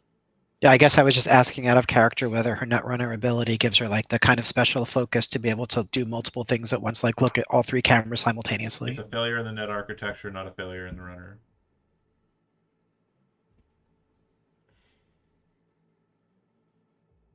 The reason why you don't want to open up certain accesses and you want to make them kind of locked in that way is because then they can't be cycled off of somebody else outside. You don't want people looking in at your bathrooms. You'll have no problems looking in at your bathrooms or recording in that way, But yeah, you don't want Got other it. people kind of. Again, it's a security concern. If you think about it, if people are going into your bathroom and doing like crazy hard drugs, and NCPD starts knocking on the door. I mean, you're gonna play ball with NCPD, is what you're gonna do. Yeah, we got the video. So Hungry No in the taken. VIP up at the top, looking at sort of the second floor and the cages. Yeah, and a quick Go note on ahead. the cameras: they're always recording. So if you wanted to pull back on information, you could. So just because you can't see from it in real time doesn't mean you can't go back to it and check it. Although, again, Okay. looking back at the things that you did wrong is probably not something you'll be too happy to do. Anyways, moving on. Any other questions regarding the? Nothing. Chicho? I think that is it. Okay, and another good point to note is you can access the net architecture in this space from basically anywhere in this space that you're allowed.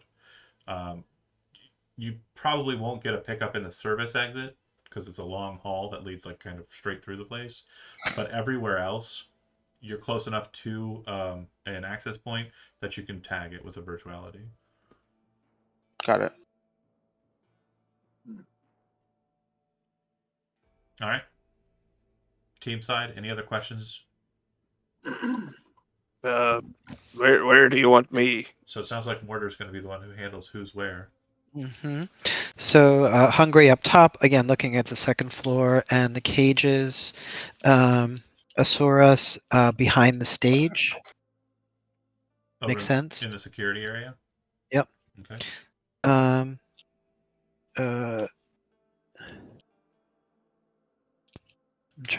Mooney. sorry. I'm remembering Zach's name. Oh, Guinea. Sorry. Guinea. Yeah, Guinea. You are, I think, on one side of the dance hall. In with the crowd. Yep. Okay. And then Mooney's back in his van at the service entrance, correct? Yep. Reggie, I'm not sure if Dan's here. Like, unless Mortar asks Mooney to be anywhere else. Well, Dan will be told what he's doing when he gets back. But yeah, you're saying he's going to be on the dance floor as well? Yeah, I think that makes sense. Okay. Yep, I think the three of us in that on either like posting up at different and there are doors, access doors on around the dance floor again, right? So not access doors on the area. Could we see the image again? So we didn't see a picture of the dance floor because I stupidly didn't get one. Okay. But I'll describe it as such. So it's a large floor, right? At one end, the far end from when you enter, there's the main stage. The main stage is kind of crisscross of metal, and behind it is where the performers go. In the dance floor, there are two kind of like couches, kind of set not too far from the stage, kind of glowing neon red lights. Then there are like spaces on the sides of the dance floor for seating. On the back left side, there's the bar. On the back right side, there's a kind of back area behind those chairs that I mentioned that goes to the green room door and to that secret door I mentioned. And there's a door that goes up to the second floor. And that's a separate thing altogether. Correct. On the left side, there is a back pass as well. There's a means of getting upstairs to the second floor, but where all the other doors would be, it's just blocked off because that's where the stairs to the VIP go. Okay, cool. So so Asaurus behind the stage, Guinea at the bar. We'll put Reggie at the stairs going up, and I'll be in the back area near the green room. Okay. And you said Guinea is on the dance floor. Got it. Cool. By the bar, yeah. Yep, awesome. Okay. Anything else we need to do before we cycle to day of the job? I don't think so. Okay. So heading back to the compound, Mooney takes his complimentary bottle of liquor with him. Okay. And adds it to the stash he and his brother has at the garage. And then when he's getting ready for the job the next day, he says, Hey, bro, we got any fire extinguishers lying around? No. No? Ah, shit. Honestly, though, out of character, a good question, but something you probably would have noted at the location. There are fire extinguishers in the VIP. There are fire extinguishers in the security offices, and there's a fire extinguisher in the green room. Okay, we should probably put all of those somewhere where they're on hand. Well, no, Follow. No. You don't move fire extinguishers. you do not. You keep them where they are because that's where they're supposed to be. That's right. They're accessible from where you are. Come on, OSHA Paladin. Fire I avoid. was not Seriously, don't expecting Kenny do to shit be like the most Yeah, that wasn't very OSHA-ist OSHA. motherfucker here. And you're wanting Sorry. to take the You fire interrupted extinguishers and code. keep them for yourself. What, We're do you, broadcasting this shit. You don't move fire extinguishers. what if you see the fire, don't see the fire, and someone else does, and they go for the fire extinguisher, but it's not there because you have it? You have them all in a pile where you can find them. Yeah, why is that? You're outside in the truck with you, nerd. Well, that's why my initial impulse was to ask for any extras we have lying around. Anybody have anything else that they want to do in the in-between? In Hungary, I'm assuming you're letting them go when 6 o'clock rolls around and they gotta get out of here because Wilson's kicking them out. I have a follow-up question. Shoot. Is there a sprinkler system? There is not a full sprinkler system. There is a suppression system, which, depending on the fire's heat and capacity, it could burn through. Most fires it'll put out, though. Okay. And the suppression system is kind of like a foam. That's kind of just dispensed quickly in a single shot. Water's kind of a commodity, not something you waste. Fair enough. The fire extinguishers are also no hydro. It's a. Are we only protecting the band at the bar? Or are we protecting the band on the way to the bar? We're protecting the band and the band's image. We don't want the band. We don't want people to think that these arsons are arson If you want to simplify it, acts. Mortar, tell Reggie his job again. You're at the door that leads upstairs. Watching out for the band. There are three of us posted in the main dance area. Anybody look suspicious, call him out. Wait, I have a follow-up. Another question. Yeah. Who's our? Wait, who hired us? So Wilson? your fixer. Keep in mind how Night City Hungry. works. Hungry is your fixer. So your current employer is Hungry. Okay. Did Hungary tell us who we're working for, or no? Yep. No, I didn't give his name. I don't think. Do you ask that aloud, Asaurus? Yeah. Mortar would say, Oh, there's always somebody above getting their beak wet. It's, Mr. Yeah, but I guess what I'm saying is, are we working for Wilson, or are we working for the band themselves? we're working for Mr. Wilson. Our interest is to protect the band and this establishment in case things get crazy. Okay. All right. Anybody have anything they want to do in the in-between? Then just real quick, though. Like any kind of notations, like what Chad did. Pretty smooth. I'll report to Robbie. Just basically tell him it seems. He seems so disinterested. Like. Oh yeah. I know, but I'm head over heels about getting on the scene, getting Yeah. work for the family. You're also able to get a refill on the Land Rover while it's back on the boat. Got a decent amount of chew at the site. And you would know that the Outriders actually went out today while you were out and about, and they would have basically turned over a chew pumping station in South Pacifica and brought a shit ton of that back home. Chew, by the way, is fuel. That's fine news. That's the fuel. Yeah. They say all right. The thing that you kind of get picked up on is like, yeah, it's supposed to be a gang running around in Pacifica, but they don't seem to be putting much presence out. Group called the Voodoo Boys. Don't know what that's about, but whatever. If they're leaving things for free, we're taking them up. They should be better at their jobs. Yeah. Anything All right. from Reggie? I got work tomorrow. Anything from Reggie? I mean, if I'm just at the bottom of a staircase at a door, I mean, there's not much to do down here. Well, then you're not there yet. The day. Okay. Pay attention. You're getting Okay, sent cool. home. Stay with me. You're getting sent home. You get 6 p.m. rolled around on Friday. Your job is technically protect the band and the bar between 7 Where's the band currently staying? and 11. You were never told that. Do I Not our, need to not our care? business, no. You're supposed No, to because don't we need were to care. hired. We were hired by the bar owner, so we don't have to like go be like the band's bodyguard Reggie. until they arrive at the bar. We hope you stand there and nothing happens. You take your money and you go home.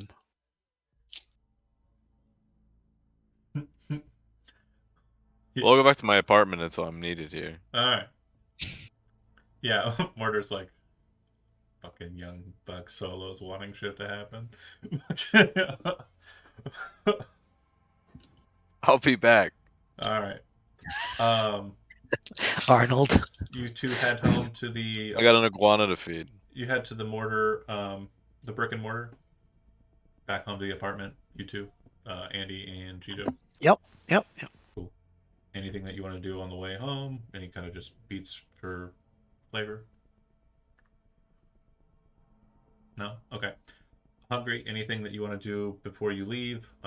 Any words you want to have with anybody before you go? Or are you just calling Mac, getting back on over to the Glen? But yeah, we're going home. All right, cool. Then the day's going to cycle. We're going to go ahead and move into the next day. No preliminaries, nothing that you're needing to do prior. You grab up your gear, you get ready for, the job at hand, and collectively probably make it there around 5. Just to be there nice and early. You know that the rollover, because you saw a bit of the shift change on one half of it at least, hits at about 6, and then we pick up into the evening shift, which is 6 to 2. Anywho, you arrive. Go ahead. As a question of common knowledge, how long does a show typically last for? That information was given out. Joe, do you know the answer to that question, or do you want me to throw it? Yeah, 4 hours. It is about 4 hours. Mortar Thank says too damn long to hear that noise. Geezer. I might stop in the alley for just a little something. Some recreational. If it's 4 hours, it's 4 hours. I mean, that's just All right. serendipitous, really. Cool. What are you taking to? I'll throw down a can of Smash, All right. and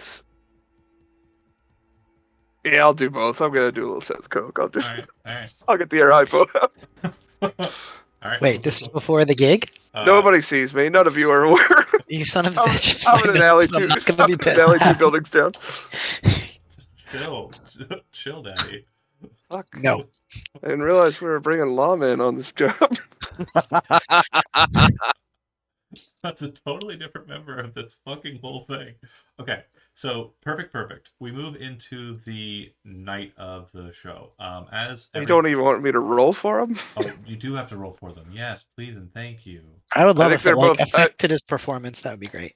I think they're both DV15, so I automatically make it with Yeah. the Oh. -1. Oh. How's it a -1? You rolled. Y- You rolled a fumble. So if you roll a 1, it'll neg out. Meaning that Really? You were doing fine the first one, but then you bit off more than you can chew. So what went down first? The Smash would have gone down first. Okay, then yeah. The synth coke has So is that a 12? that is a 12. Damn it. All right, that's a 14 total. I have the thing. Yeah, the filter. I still fail. That's amazing. My 1. Yeah. I didn't realize it could negative. Mm-hmm. Well, nobody told me before I started doing cool drugs in an alley. Nobody warned me that was The bad. first one's free or something. I don't know. Shit. What's the At least negative it's not effect? Black Lays. What's the negative effect Yeah. of synth coke? Yeah, we thought about it. -1 reflex, I think. Okay, cool. So that'll be sitting. Let me double check it. Only after the high. You had to play him like Bodhi. didn't you? Only after the high. Buddy's not a drug. He gets a buff until then. No, but he's playing with at some disadvantages. Oh, gotcha. After the high. It is after the high. While addicted. Yeah, I know characters drugs. Okay, I am currently addicted to synth coke. If you all must know, you're being a little nosy, frankly. What is But this, a fucking intervention? These people don't yeah, fucking know me. get fucked. I met you all yesterday. If Robbie doesn't care, then I'm gonna keep doing it. Robbie is okay with this business. Knows Ba, no ba, He pays ba. you in synth coke sometimes. While addicted, GM will occasionally tell me when I crave more synth coke. Yeah. While addicted, reflex is lowered by 2 points unless the user is currently experiencing the primary effect. Yeah. So for the next 4 hours, I'm still gaining You're 1. You're coked out. Afterwards, you're gonna need to use it again. Moving on. Oh, and also a quick note for Twitch: it's fake drugs. They're not real drugs. Don't come for me. Do I need to add a mod to this for now, or Just notate it like in your head. I don't think it'll okay? be. Yeah. That said, 6 o'clock rolls around. Shift Get it, changes. Zach. Outside, Mooney in position. You see a combat cab pull up. You see the door open and 3 individuals come out. I think I already showed their images. If not, it's a guy, kind of like a smarmy looking goatee, mustache, slick back hair, cool, like just high fashion, like leathers and like cool looking. And then 2 ladies, both dressed for clubbing, and looks like they have each of them have duffel bags. You would see that the guy has a remote in his hand, presses a button, and this little like kind of robot setup kind of comes out with a bunch of like big cases on it. And they start heading towards the service entrance, kind of giving you a look like they think you're going to open the door for them. But you would see that the front doorsman's kind of walking over and handling that business. Yeah, as they start piling out of the car, he does his tip of the hat. Cool. And he's got a cigarette in his hand, and he says, "Hey, name's Mooney. I'm here to help you out." Are you going to be our driver out when we're done? Yeah, Cool. absolutely. Cool, yeah. Seamus was kind of saying that we'd probably have a ride home, but we'd have to get here. So, great. Yeah, Nice. totally. Nice to meet you, Mooney. I'm Trevor. Walks up, shakes Trevor's hand, like tries to give him a solid handshake, but not like painful. He does a quick pass from like he was holding the remote in his dominant hand, switches it over, and does a handshake with you. And he especially kind of gives Letitia a bit of a friendly smile. She's definitely attractive. I would say of the two, though, Dina's probably kind of a bit more traditionally attractive, like kind of more of like a she almost looks like a kind of dated beauty, whereas Letitia looks like kind of modern hot. Mooney is like charming to both of them. Okay. But he's like respectful to Trevor. Cool. And they kind of take it as courteous. They don't really think too much on it and move on to the door. They enter into the elevator. The bouncer says, when you get down there, Pig will see you on through. Nods his head, and they head on down. As they head inside, Mooney says, "I'll be out here if you need anything." You got it, buddy. We'll be right here. And if we need you, you're gonna come running, right? Yeah. Here, let me give you my I was contact fucking info. with you. Stay where you do your job. We'll do ours, okay? All right. Sounds like a deal to me. He walks away. Did not pick up the sarcasm. Snarky. Again, they're paid to do their job. In Night City, most people who operate aren't going to do things that are outside of their job description because there's no point in doing anything besides what your job is. So they're paid to do what they're doing. They were not paid to help you, so they're not going to. So Mooney's either sitting in the driver's seat eating snacks, or he's standing on top of the van smoking a cigarette and playing with his gun. Love it. They move in. Asuras, you would be made aware of this, as you're probably just kind of keeping an eye on the 3 mains, and you'd see the service entrance, the kind of old, fence open or gate open up and them coming out. You would see that Trevor appears to be controlling a remote. It's like a kind of a bot that's carrying a bunch of the equipment, and they quickly kind of move out of the service entrance through the security room. And Hector says, "How's it going, folks? This is Asuras. She was hired by your folks, so if you have any questions regarding your security, she'd be the one to talk to, it seems." They kind Any of questions? look at you and say, "Yeah, so you know about the situation, right? Seamus said you'd know the problem we're having." Uh, yeah. No secret arsonist. Got it. Yeah, so Uh, I'm gonna the tell you cameras look clear for now. up front. Letitia said she saw a guy at Riot, and the person that Dina said she saw over at the other bar, whatever it was called, was a different person altogether. So it's like, I don't know if it's like a cult or something or a group of people, but just keep an eye out. It could be anybody. I'm very sure it very well could be anybody. So far, nothing out of the ordinary. And we were told to play the last song, Burn It Down. You folks are still good with that? That's the plan. Cool. All right. Well, see ya. And heads out. They go around. They come out onto the stage and start setting up. And so Mortar, sitting where you're sitting, and I assume Hungry, you've already taken your position up in the VIP. Um, Seamus is not there yet, but Wilson is. So he's just been kind of quiet. If you have anything you want to talk to him about up there, that's fine. But Mortar, you'd see from your position that the band is now in position. Um, anything anybody wants to add to the situation as it stands?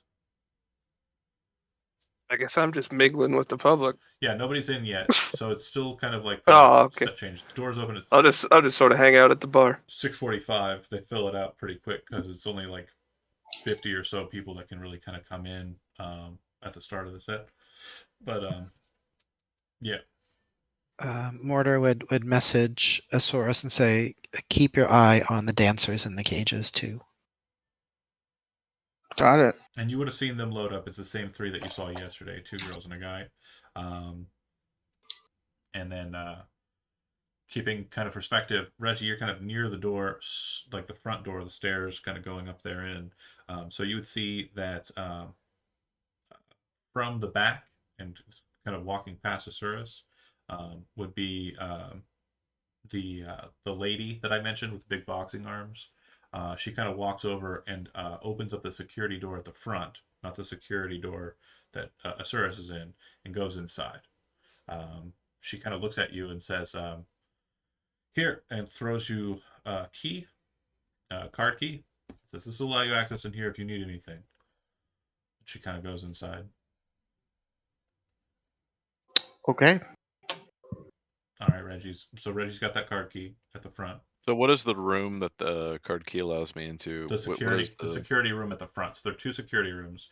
There's the What's one the that, contents of the room? oh, if you go in there, yeah, you'd see there's a computer. She appears to have 3 monitors, each one having like a different display showing camera view. And then she has a gun rack. Has a bunch of old style Arasaka rifles kind of settled into it, all ready to bear. Can I use whatever's on the gun rack? If it comes to be necessary, yeah, but not just for fun. What would you suggest the cameras display here on these monitors? Outside, she points to the left one, the dance hall, and VIP. There's your box. Any idea what the perps looked like in the past? No idea, and that's not my job. That's your job. So you can come in and use the cameras and take a look or whatever. But yeah, I'm sorry, I'm not supposed to help you because we're not getting paid to do that. Fair enough. I think he smiles and thanks says, for your I assistance. think the card key and access to the rifles should be good enough, though, right? Yeah, it's great. Appreciate it. Feel free to. She kind of like looks you up and down like you're a piece of meat, and she says, "Feel free to repay me however you want." And again, she's an animal, so she's like the big, bulky, Right. like Yeah. Right. muscular, Right. Yeah. like Yeah. cage fighter lady. She's chromed out. I She's got chromed you. up. Yeah, she's Get it, definitely Yeah. boosted. Awesome. Nah, their animals don't crumb up actually. Well, yeah, that's right. They do a lot of bio pumping. They're just swole. Yeah. They do put And metal hands juiced. on, though. They do put the metal hands on. She's got the chrome hands. It's mostly just muscle, but yeah, they do muscle and bone lace and all that shit, though. Anyway, as the band sets up, it then goes into the green room. After the band sets up, goes to the green room, and then the people start coming in. The bartender is joined by 3 other bartenders. One of them looks like they are also kind of a server. And you would note that a couple other servers have already made it in, one of them running a little bit late, but they appear to be staff. Looks like they have kind of 2 that maintain on top, 4 that maintain down bottom. The bartender I mentioned seems to be like the VIP bottle runner and also the green room bottle runner. And then the 3 bartenders just stay behind the bars, 1 upstairs, 1 downstairs, and 1 in the VIP room. But yeah, other than that, place starts to fill out with some people. Crowd starts to form. Everybody passing by. A lot of corpo types. A lot of high fashion types. A lot of folks that are kind of like well-to-do in Night City. But some of them are, a little bit more rustic, to say nicely, like a little bit more slummier. But you know that the cover is 200, so whoever's going to be here wants to be here. Yeah, so everybody go ahead and, if you are scanning the floors as they start to fill out, go ahead and make me a human perception roll. So is that under awareness? Yes. No. Perception. Social. Human perception. Human perception. Mm-hmm. So This'll people be a- inside only. Sorry, what was that, Chad? People inside. Oh, yeah. So you're seeing them kind of coming in, so you probably wouldn't. Yeah, you probably wouldn't. Mine is a +2 because of drugs. Okay. So I'm looking for. Holy shit. Okay. Damn. So the vibe of the place becomes very apparent to you. Like, you seem to be kind of like in the state of it. Like, there's a vibe that's kind of going with the early kind of music. Music hasn't actually started playing from the actual band. It's just kind of like a lead up music. Floor lights are kind of down and dim, but not all the way out. And it's just kind of like a vibe of the people that are present. Like, it's very chill. But there's one person that kind of stands out to you, and apparently only you. Let me double check. Who is you? Asurus? No. Sorry. I rolled an 18. Yeah, Asurus is the only one who sees it. The person that you're kind of scoping through the camera at the dance floor appears to be this just very out of place, very strange kind of looking lady who just really doesn't look like she belongs here. Like, the vibe is off. The quiet kid at the cafeteria. She's wearing all. Dan, you rolled perception, not human perception. He still rolled terribly. It still rolled. Okay. I was just 1. making sure. Sorry, continue. No worries. So the vibe is off on her. She's wearing kind of like goth style clothing. She has kind of like, white makeup and kind of like a gothic look. The quiet kid at the cafeteria. The quiet kid at the cafeteria. Where is Correct. this person located? She is in the dance floor. And yes, for those watching at home, for NPCs I'm not going to use for very often, I do use Midjourney. I don't like it, but it's quick and easy. And once I make a bunch of millions of dollars, I will pay real artists, I swear. That said, she looks like that. Asurus is the only person that's making note of this person. Asurus is the only one who catches her out from the crowd and notices she's different. 17 wouldn't have done it. It had to be 18. 18 was the target. Or 17 was the Got DD. it. You have to beat it. Would a Oh, source right, call that right. out to the rest of us? Yeah, you get everyone gets like a ping on their agent. And it's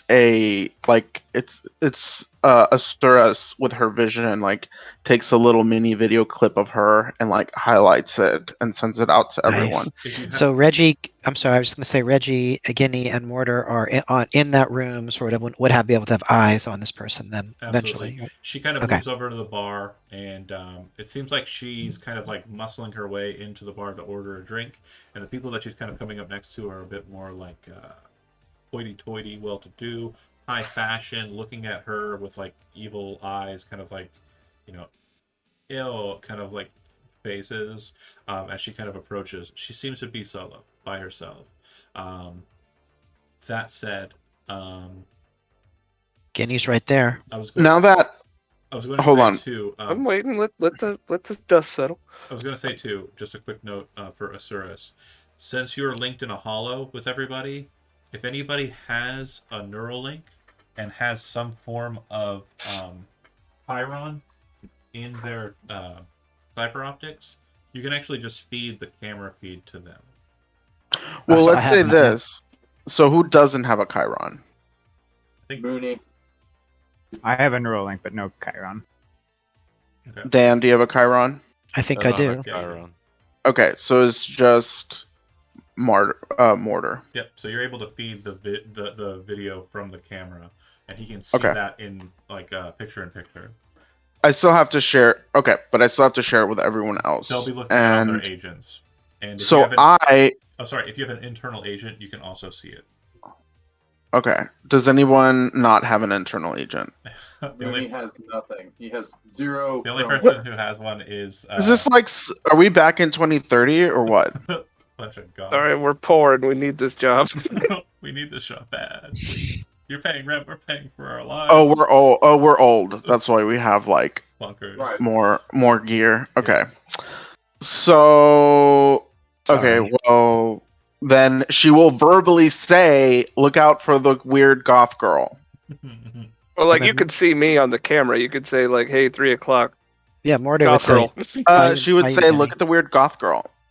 So, for zero reason, does Mooney recognize this individual? No. Okay. Okay. No. But internal, it pops to you. On the dance floor. It pops to you, hungry. You might. So go ahead and roll a d10. This is a rep roll. Hell yeah. Hell yeah. No. On rep rolls, you want to roll low. So that's actually the best you could do. So hell yeah. you actually recognize her, and you're kind of confused why she's dressed like that, because that's not normally what she wears. You're looking at her, and you realize that happens to be... Let me check her name here. Her name is Bev Hattrick. And you would know that she is a secretary of the company DyneTech, and she doesn't typically dress like that. She's an exec.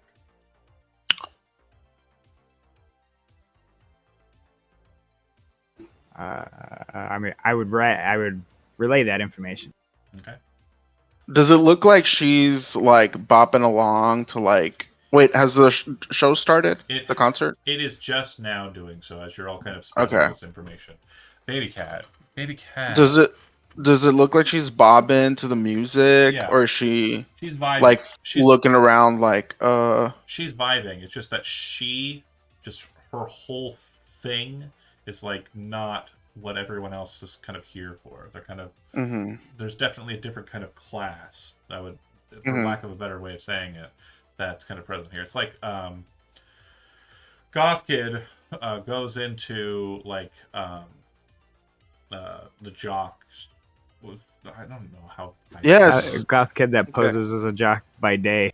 Well, he's Even- it's like the weird kid in the cafeteria tries to sit with the cool kids. That's Got it. that's Okay. it. So, but okay, all right. Yep, and the only other person that kind of catches anybody's regard, this would be for Guinea. Not really changing the vibe up, but definitely kind of like cool looking. There's a woman who is just at the bar, not too far from where you're at. She is wearing kind of like a bodysuit with like the legs kind of exposed. She has a pair of holsters with two gold Militech Avengers in the slots, and she's got cyber arms that look like they're pretty like up there. She also has tattoos about her, so if you point her out to somebody, especially if you point her out to Hungry, Mortar, Asurus, they would, oh, and Reggie, they would know that she's a Valentino, and that's what she looks like. Okay. Yeah, I'm calling out. If somebody strikes me as like not quite fitting the bill of the place, Yeah. yeah, I'll share it out. Like, Azurus, are you catching this one? Uh, yeah. I thought you were close with the Valentinos. What do you think she's doing out here? Do I recognize her? No. I Uh, don't know any Valentinos. Your boss is watching you. Probably just a fan. Can't say.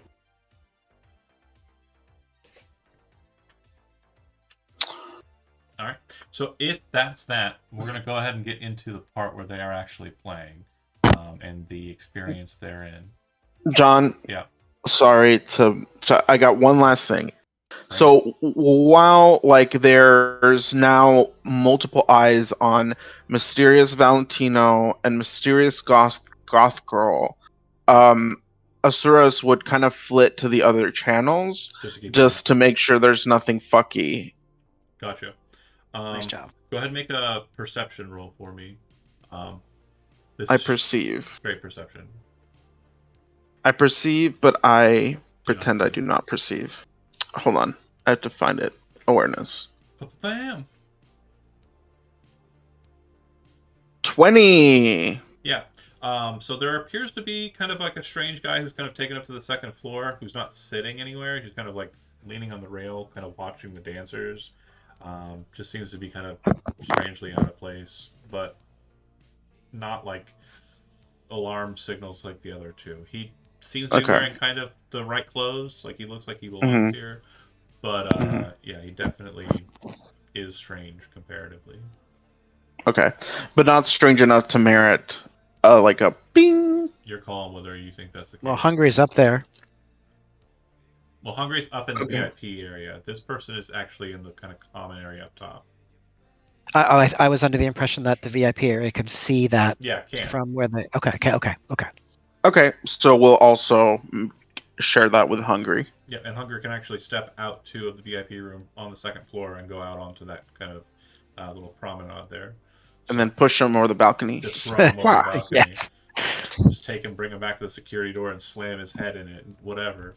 Do you want me to keep an eye on either of these two?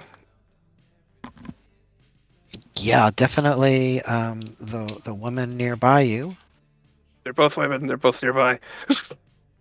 Please advise. Yes. I also have eyes, but yes. Speedballing down here. Calm down. I don't say that. Are you Nobody okay? knows. You're sweating profusely. Nobody knows. Nobody knows. Common. Nobody knows a single thing that's going on in my mind. For the time being, I'll just keep an eye on second floor guy. Okay. They're gonna know. If they're if they're muscling out the goth girl, like, hey, play nice, and I'll just sort of like patrol down the bar. Try not to be Cool. conspicuous. I'm not hanging out in any particular spot. All right. Sort of occasionally bobbing with the crowd. So as the band starts playing its music, it's very kind of synthy, kind of like chill vibes.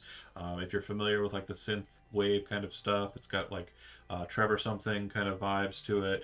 It's got like a bit of like the midnight. It's very kind of just cool, and then it's got like a lot of recalls to like older rock shit in it too. That's also really exciting and fun.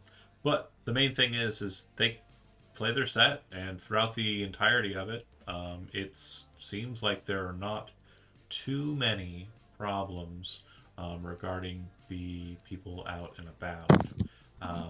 Regarding the people that we're focusing on, who's watching the Bev? That's me. Okay. So you would see at one point she kind of like in the middle of the set, um, she walks away from the bar and kind of like her spot, which she kind of held for quite a long time. Like we're talking about 2 hours in, right? And so a lot of people are kind of like they kind of do that finally and like kind of take that spot and kind of like make their cliques kind of form together and they're like really happy that she's gone, the weirdo. And she heads upstairs. So she would walk over to the side that Reggie's on and kind of walk past her to go upstairs to the second floor. Okay. Call it out. I'll call out to. It was Reggie on the second floor, No, it's hungry. or she's walking past Reggie to the stairs. Yeah, Reggie's on the first floor near the stairs. Okay, yeah, I'll call it out to Hungry and Reggie in particular. Cool. Adam's Family Values is on the move, and I'll go check with the bartender, see what she was ordering. She was drinking a bunch of, mostly just, and kind of names off a drink. That's not. That sounds delicious. I'll have one. He makes one up for you. Let's call it a mojito. That's what she was drinking. Mojitos. That sounds good. Doesn't sound good, but I'll drink it. I'll try and trail, but Okay. do it in a way that's So like at a distance. go ahead and make a stealth roll if you're trying to like avoid that you don't want to look like you're just stalking. What'd you get? What's it under? Stealth should be under body. Yeah, hell yeah. So she kind of goes up the stairs. You realize that you're going to be able to see her in like a blink of an eye. So once she kind of gets to the top of it, you then start your movement and you're kind of like up the stairs, a breath away from her. And you see her kind of move towards the toilets. She kind of moves towards the bathrooms. So there are 2 bathroom accesses and they're 2 separate bathrooms. Neither of them are gendered. It's just whatever. Go in and handle your business. And she enters into the one right at the top of the stairs. I'll wait outside. Okay. Sitting outside, you are kind of paying attention to the area. You can see the windows where the VIP room is, but they're kind of up there. They're double or they're like reverse pane, so you can't see in. They can see out. And so hungry, you'd see that Reggie's on the top floor as well. The guy that's been sitting there for like the longest time has been smoking cigarettes. Kind of turns and seems to notice Reggie, which Reggie you would also notice is the case. And so hungry, you're kind of seeing this as well. Got it. He just seems to be kind of watching Reggie. Then Do we get a notification that she's gone to pee? I believe, yeah, that was sent out. Yeah. Okay, so Asuras would turn to that camera to Okay. see if anything Good play. arsony is going on in there. So you'd be able to see into the bathroom, and you can see into the stall a bit, but not entirely because of the angle of the camera. And you would see that it looks like she is in the stall, and she is removing the back panel behind the toilet and reaching inside to grab a bright red chew container. Get in there. Get into that bathroom. She's grabbing a container. So A both chew Hungry container. and Reggie are nearby, and actually all of us can get there. Yeah. Quick question: would you consider yourself a fan of Candy Gossip, Asuras, or no? No. Okay, it's new shit. Fuck that. Is anybody a fan of Candy Gossip? Yeah. I like it okay. Okay, so Hungry and you would know based on the set and the set description, Joe. This is right when like they're about to switch over to where Burn It Down should be. So Burn It Down should be like right in the middle, right in the set. So it looks like she's going for it now, thinking it's going to happen. All right. Mortar would tell Guinea to head upstairs, and he's going to hold his position at the bottom. I would be heading my way, like heading in. You're already there, so you're going in immediately? Yeah. Okay. Yeah. You pop You're in. the boss. Guinea, you're right behind him, but we're going to deal with Reggie first. So you were told what's up. What would you like to do? I'm gonna try and grapple away the explosive. So you're going to bust open the door to the bathroom stall and then try and grapple away the container she's got. Correct. Okay, so as you bust it open, she's holding it. She kind of looks at you, kind of surprised, and then immediately tries to kind of reach up and kind of pour the contents on her. So go ahead and make a grapply brawling roll, and I'll do like Onto herself or onto? under herself. Wow. Okay, you grab a hold of the container and wrench it out of her hands. The second you do so, she kind of has like this surprised look on her face, and then her face goes like stark, kind of cold, and you see a pop of sparks come out of the chips in her in the side of her neck, and she immediately just collapses onto the ground. Oh. Okay. Wait, what popped out of her neck? She's got Her the electronics. so the memory. Sparks? She's got the chips, the slots, shard slots, and there's just like a Mhm. pop of sparks that just out of the side of her neck as she kind of falls Does it to the look like she ground. was just like fried? Being a trauma team spec, go ahead and make either paramedics or yeah. She just got fragged. Her Neuralink just went hot, so hot, super fast. And that's something that happens externally? Like someone makes that happen? That's something that shouldn't happen. Hmm. What does she have on her person? Agent. Sure. Looking her over, so you would see that she has her wallet, her ID. Hungry was right on the money. That have a hat trick. Baby cat. I will play with you in a bit. It's okay. Bev hat trick. She has like maybe 200 eddies in like bills. She looks like she had a she does have an agent, but it looks like it is if you kind of look at it, kind of hold it up, and you kind of access it, it's in a security mode, which means like it's effectively bricked. Okay. Well, I guess I'll shoulder her body. I'm gonna try and get this. Is anyone else person to the getting in there? Netrunner. What do you do with the canister? I mean, what is it? Is it just chew? So yeah, you Like know, a gas can. it's like a gas can. It's like a big ass gas can. Yeah. Bright red. I'll big old holler nozzle. to Guinea. Hey, Guinea, get the tank. Like I'm arriving at the bathroom as Yeah. she's like collapsing in front of him. Yep. And I'm taking the body to the runner. Okay. Ooh. So how do you want to get there? I could probably jump from one floor to the other So with her on my I shoulder. just want to make sure, I want to make sure you understand this, Dan. We're not in a video game. The NPCs are not going to not notice you. So if you go leaping around like a crazy person or carrying a dead body, it's going to cause a bit of a stir. How big is a can of chew? Quick question, Hungry, what are you currently watching? I've been keeping my eyes on the big guy and waiting on a update from what's going on in the bathroom. The guy with the cigarettes, kind of seeing everything kind of going on as it has, walks away from there and starts heading down the stairs on the other side. So this would be on the side that goes towards the green room. I would immediately relay that to Mortar. Big guy's on his way down. So while I'm down there looking for that, I'm also keeping an eye on the woman in the bodysuit. Okay. She kind of looks over at you and kind of gives you a... Okay.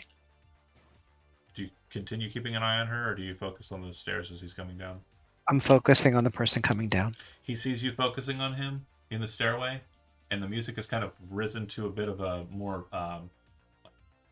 beat. Like there's a bit more bass in this one. It's a like heavier set, where Burn It Down would have kind of like led into this more cacophonous kind of stage of the beats. It's very loud. The bass is filling the entire chamber.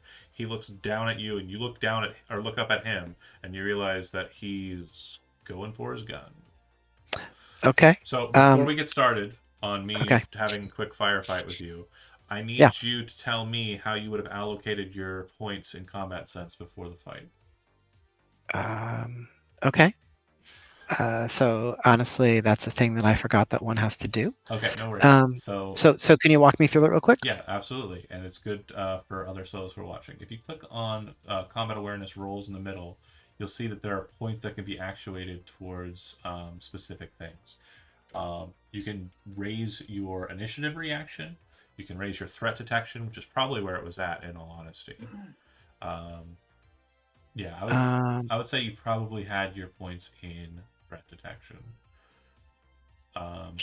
Sure, that's fine. So let's go ahead and say that you would have had. What's the cost for threat detection, Dan? Do you know? Is it 1 for 1? Point for point. Okay. Yeah, 1 for 1. So you would have had a +4 to your perception rolls. You didn't Okey-doke. get close to any of them, so it's fine.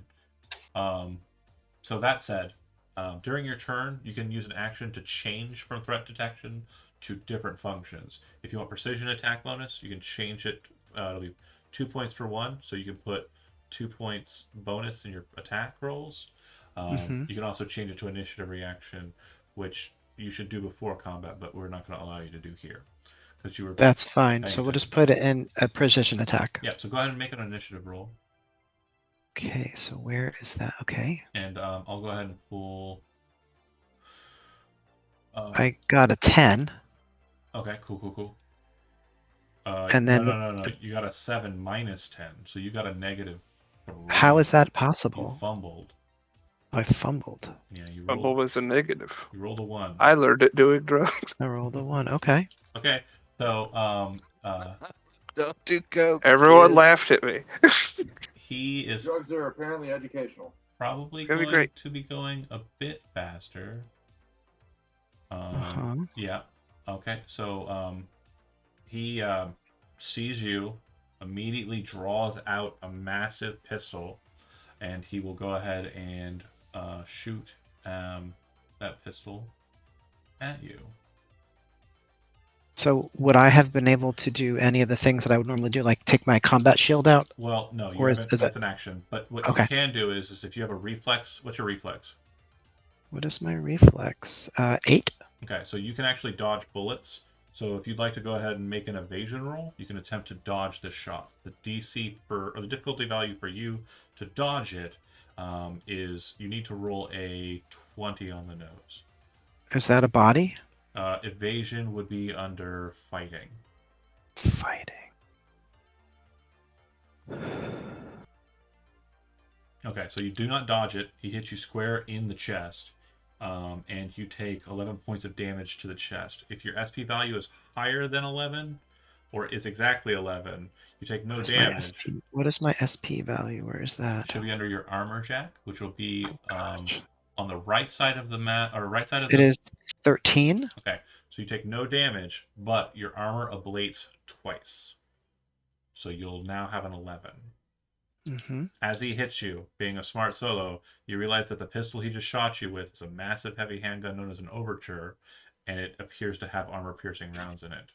Mm-hmm. Mm-hmm.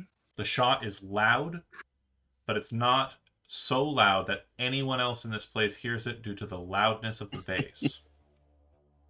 And because of the angle that they're in, Shijo, this is not on cams. How dare you snatch that question right out of my motherfucking mouth? Okay. Why I'm the best, baby. So you're next, solo boy. Go ahead and shoot me back. So what I want to do as a free action is on the agent, I want to say, Guinea, get downstairs. Okay. I guess. Okay. And You got it. get downstairs. I would I'm gonna like throw my jacket very over gruff. the can of gas and gruff. hustle out the door, out the bathroom. We'll deal with that on the initiative cycle. You'll be starting the ahead. initiative. Am I round able of the turn. to take out my shield and fire a gun at the same time? No, you have one action, so you don't even have a gun drawn. So you need to get that out. You can use your action to draw your gun, you can use your action to draw your shield, you can use your action to or switch your stuff with combat awareness. You can also move to cover, which is not an action. That's just using movement. He has not. Right. And so is there cover nearby? Yeah, so he's coming down a stair, and you can just go behind the wall there. Mm-hmm. So I would do that, and then I would Draw a weapon. I would draw my shotgun. Okay.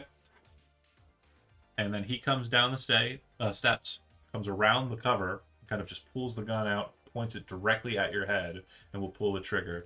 So you have a evasion roll you can make.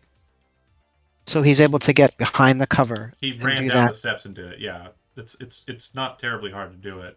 If So I guess what I'm thinking is that doesn't sound like very much cover. I would know not to be in a place that someone could easily run down now and he's do that. adjacent to you though, so it's not like point blank is a good thing to be in for most firearms. Um, right, it's going to be a close quarters fight. It's just going to be a close quarters fight. Don't worry about it. It's chill. Go ahead and make an evasion roll. Okay.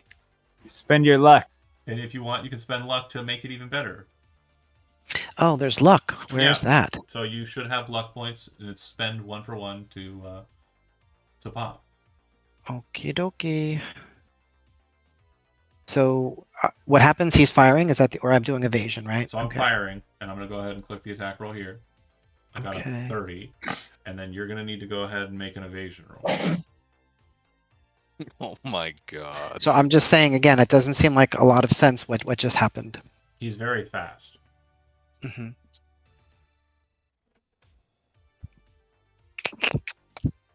Let's see.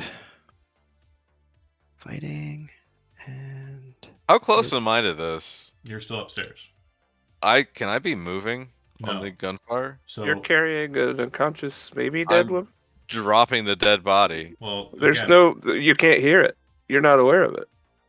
only one person was called out to, and that was Guinea. So, Guinea, I need you to make an initiative roll while we're moving. Your evasion is not sufficient. You're wearing a helmet, With right? gunshots in the club. Armor jack on your head, right? I do. Okay, cool. It's 13, so you'll be taking 7, which will double, which means you take 14 real damage, and your armor on your head ablates down to 11. You have your shotgun drawn. You took damage to the head. 14. I don't think I rolled doubles. I did. So that'll be a critical injury. Bear with me here. Critical injury effect. Critical injury to the head. Shoot. Whiplash. So your base death save penalty moving forward until you heal yourself is increased by 1. That's it. So basically, he puts the gun to your head, pulls the trigger against the armor. It kind of gets in just a little bit. You can feel it kind of scratch against your head, knocking your head to the side and kind of bashing against the cover. It's now your turn. You're not at less than half your hit points, right?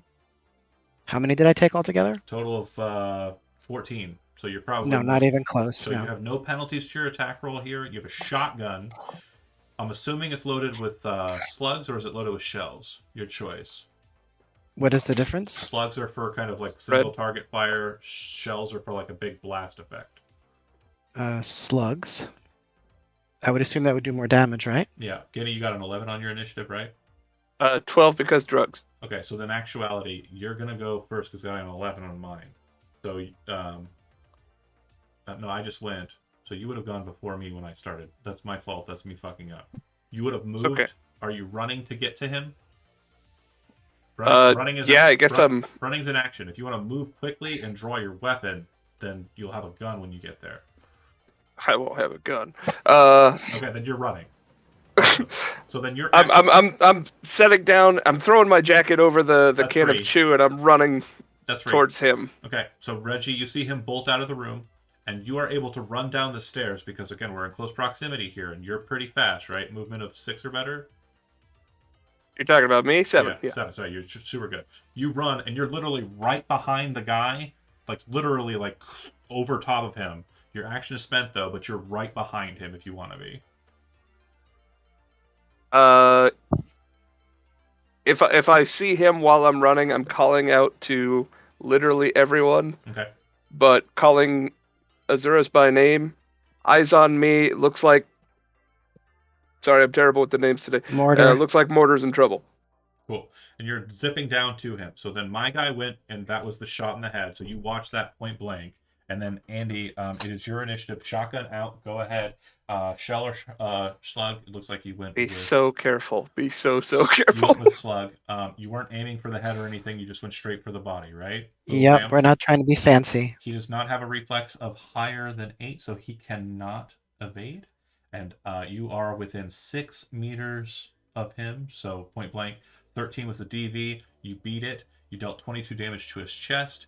you would see that he's wearing kind of very loose Kevlar, so it actually kind of lifts him up off of you, kind of backing away, slamming into the wall behind him, and then he kind of like hits the steps like kind of sidelong and kind of catches himself with his elbow. So he's got Guinea standing over him, and he's got you standing right in front of him. And we're going to go ahead and cycle to the next. If anybody else wants to roll initiative, you can at this point. Okay. 9. Sure, why not? Okay. Okay. Anyone else? Okay. So Reggie, you're inside the bathroom. You drop the lady as a free action. You can run. Doing so will get you to the conflict. If you move, you won't be able to get to the conflict because you don't see it. You know where it's at. It's down the stairs, but you have to get there. You understand? I'll what I'm saying? run. Okay, so you run. You make it to about the top of the steps, or like midway down the steps. You can see the scene that I've explained from that vantage point. 20 is the tops. We move down to 12, which I believe was Guinea. Oh, okay. Yeah, this guy's prone in front of me. He's kind of knocked down a little bit, not fully prone, but I'll give you prone. I wasn't fishing. I was just curious. I'm still giving it to you. Okay, fine. I'll take it. I'm gonna martial arts his ass. I'm gonna hit him with a pressure point strike while he's down, which is martial arts. And even though he doesn't have evasion or reflex evade, point à foi. He still rolls evasion to deflect. So I'm gonna go ahead and do that. I'm gonna try to, anyways. Fighting and evasion. He does not dodge. So go ahead and Let me get you the details on.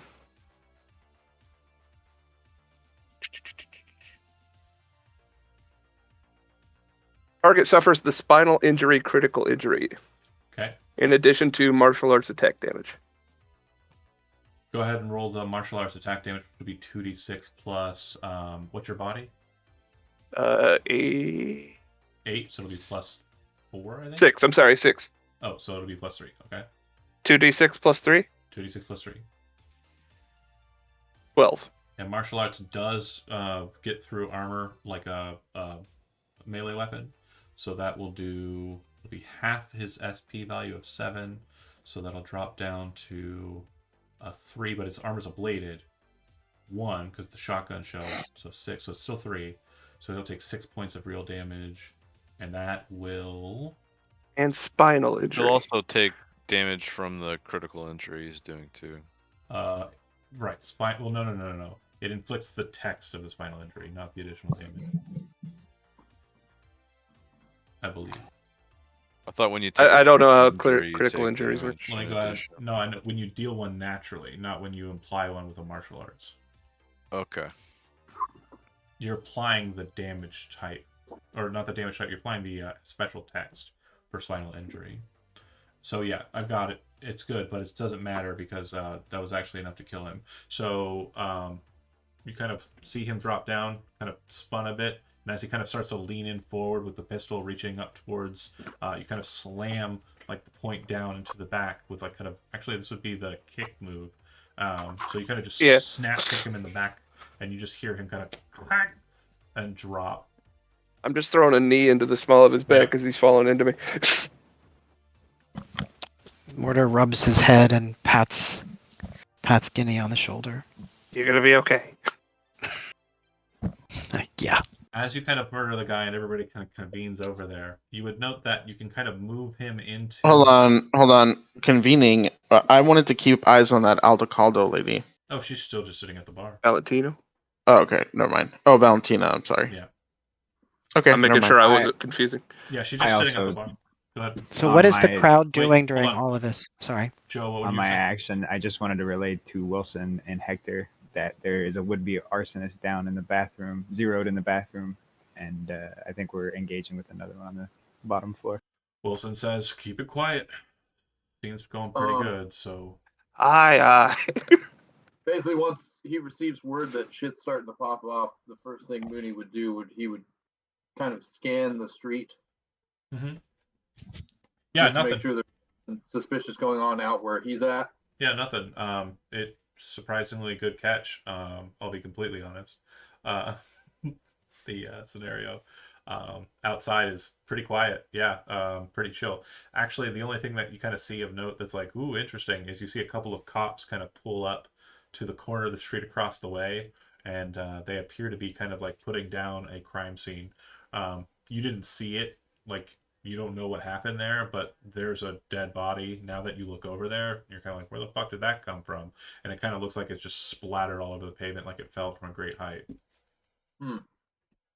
He definitely looks like. Yeah, then he would kind of get on his agent and kind of broadcast to the others. Don't know if this is related, but we got cops out here. You're looking at it. You're looking at the dead body, and it looks like they're wearing like a corpo suit. Oh fuck! Is it Johan? No, it's just a fucking person who jumped out of a boat. Johan! It's Johan who jumped out. No. His character is very much Oh, alive. Try to identify the body. Not a corpo. He's not a corpo. We have one I got corpo you. in this series, and it is not him. It is Elizabeth. Couldn't take the city, So John. he says, I don't know if this is related, but we got cops out here. It looks like a dead body. What's the situation inside? Keep it cool. We're not making a scene. You can move the dead body into the green room, the outrider, and also the two solos look like they can handle moving a body. yeah, and it's Yeah, I just pick them up and it's close. I'm enough. gonna get back to that chew and get it somewhere not exploding. don't start off in the chew. Back Okay, of a Land Raider or Land Rover. you unsavory person. I'm You unsavory taking it to pirate. Mooney. Taking it to Mooney. You're It's gonna go not huff it's, it. It's part of the spoils. It might smell delicious, but it's going to Mooney's van. And I'm going to, quick step back towards the restroom and collect my jacket. Okay. So you get the bodies into the green room. The music continues on. And as you kind of look them over, we already described what was on Bev. This guy doesn't appear to have any kind of tags or any kind of information that's kind of substance. His garb looks like it still has the tags on it. And it very much looks like there is a really nasty looking shard in his neck.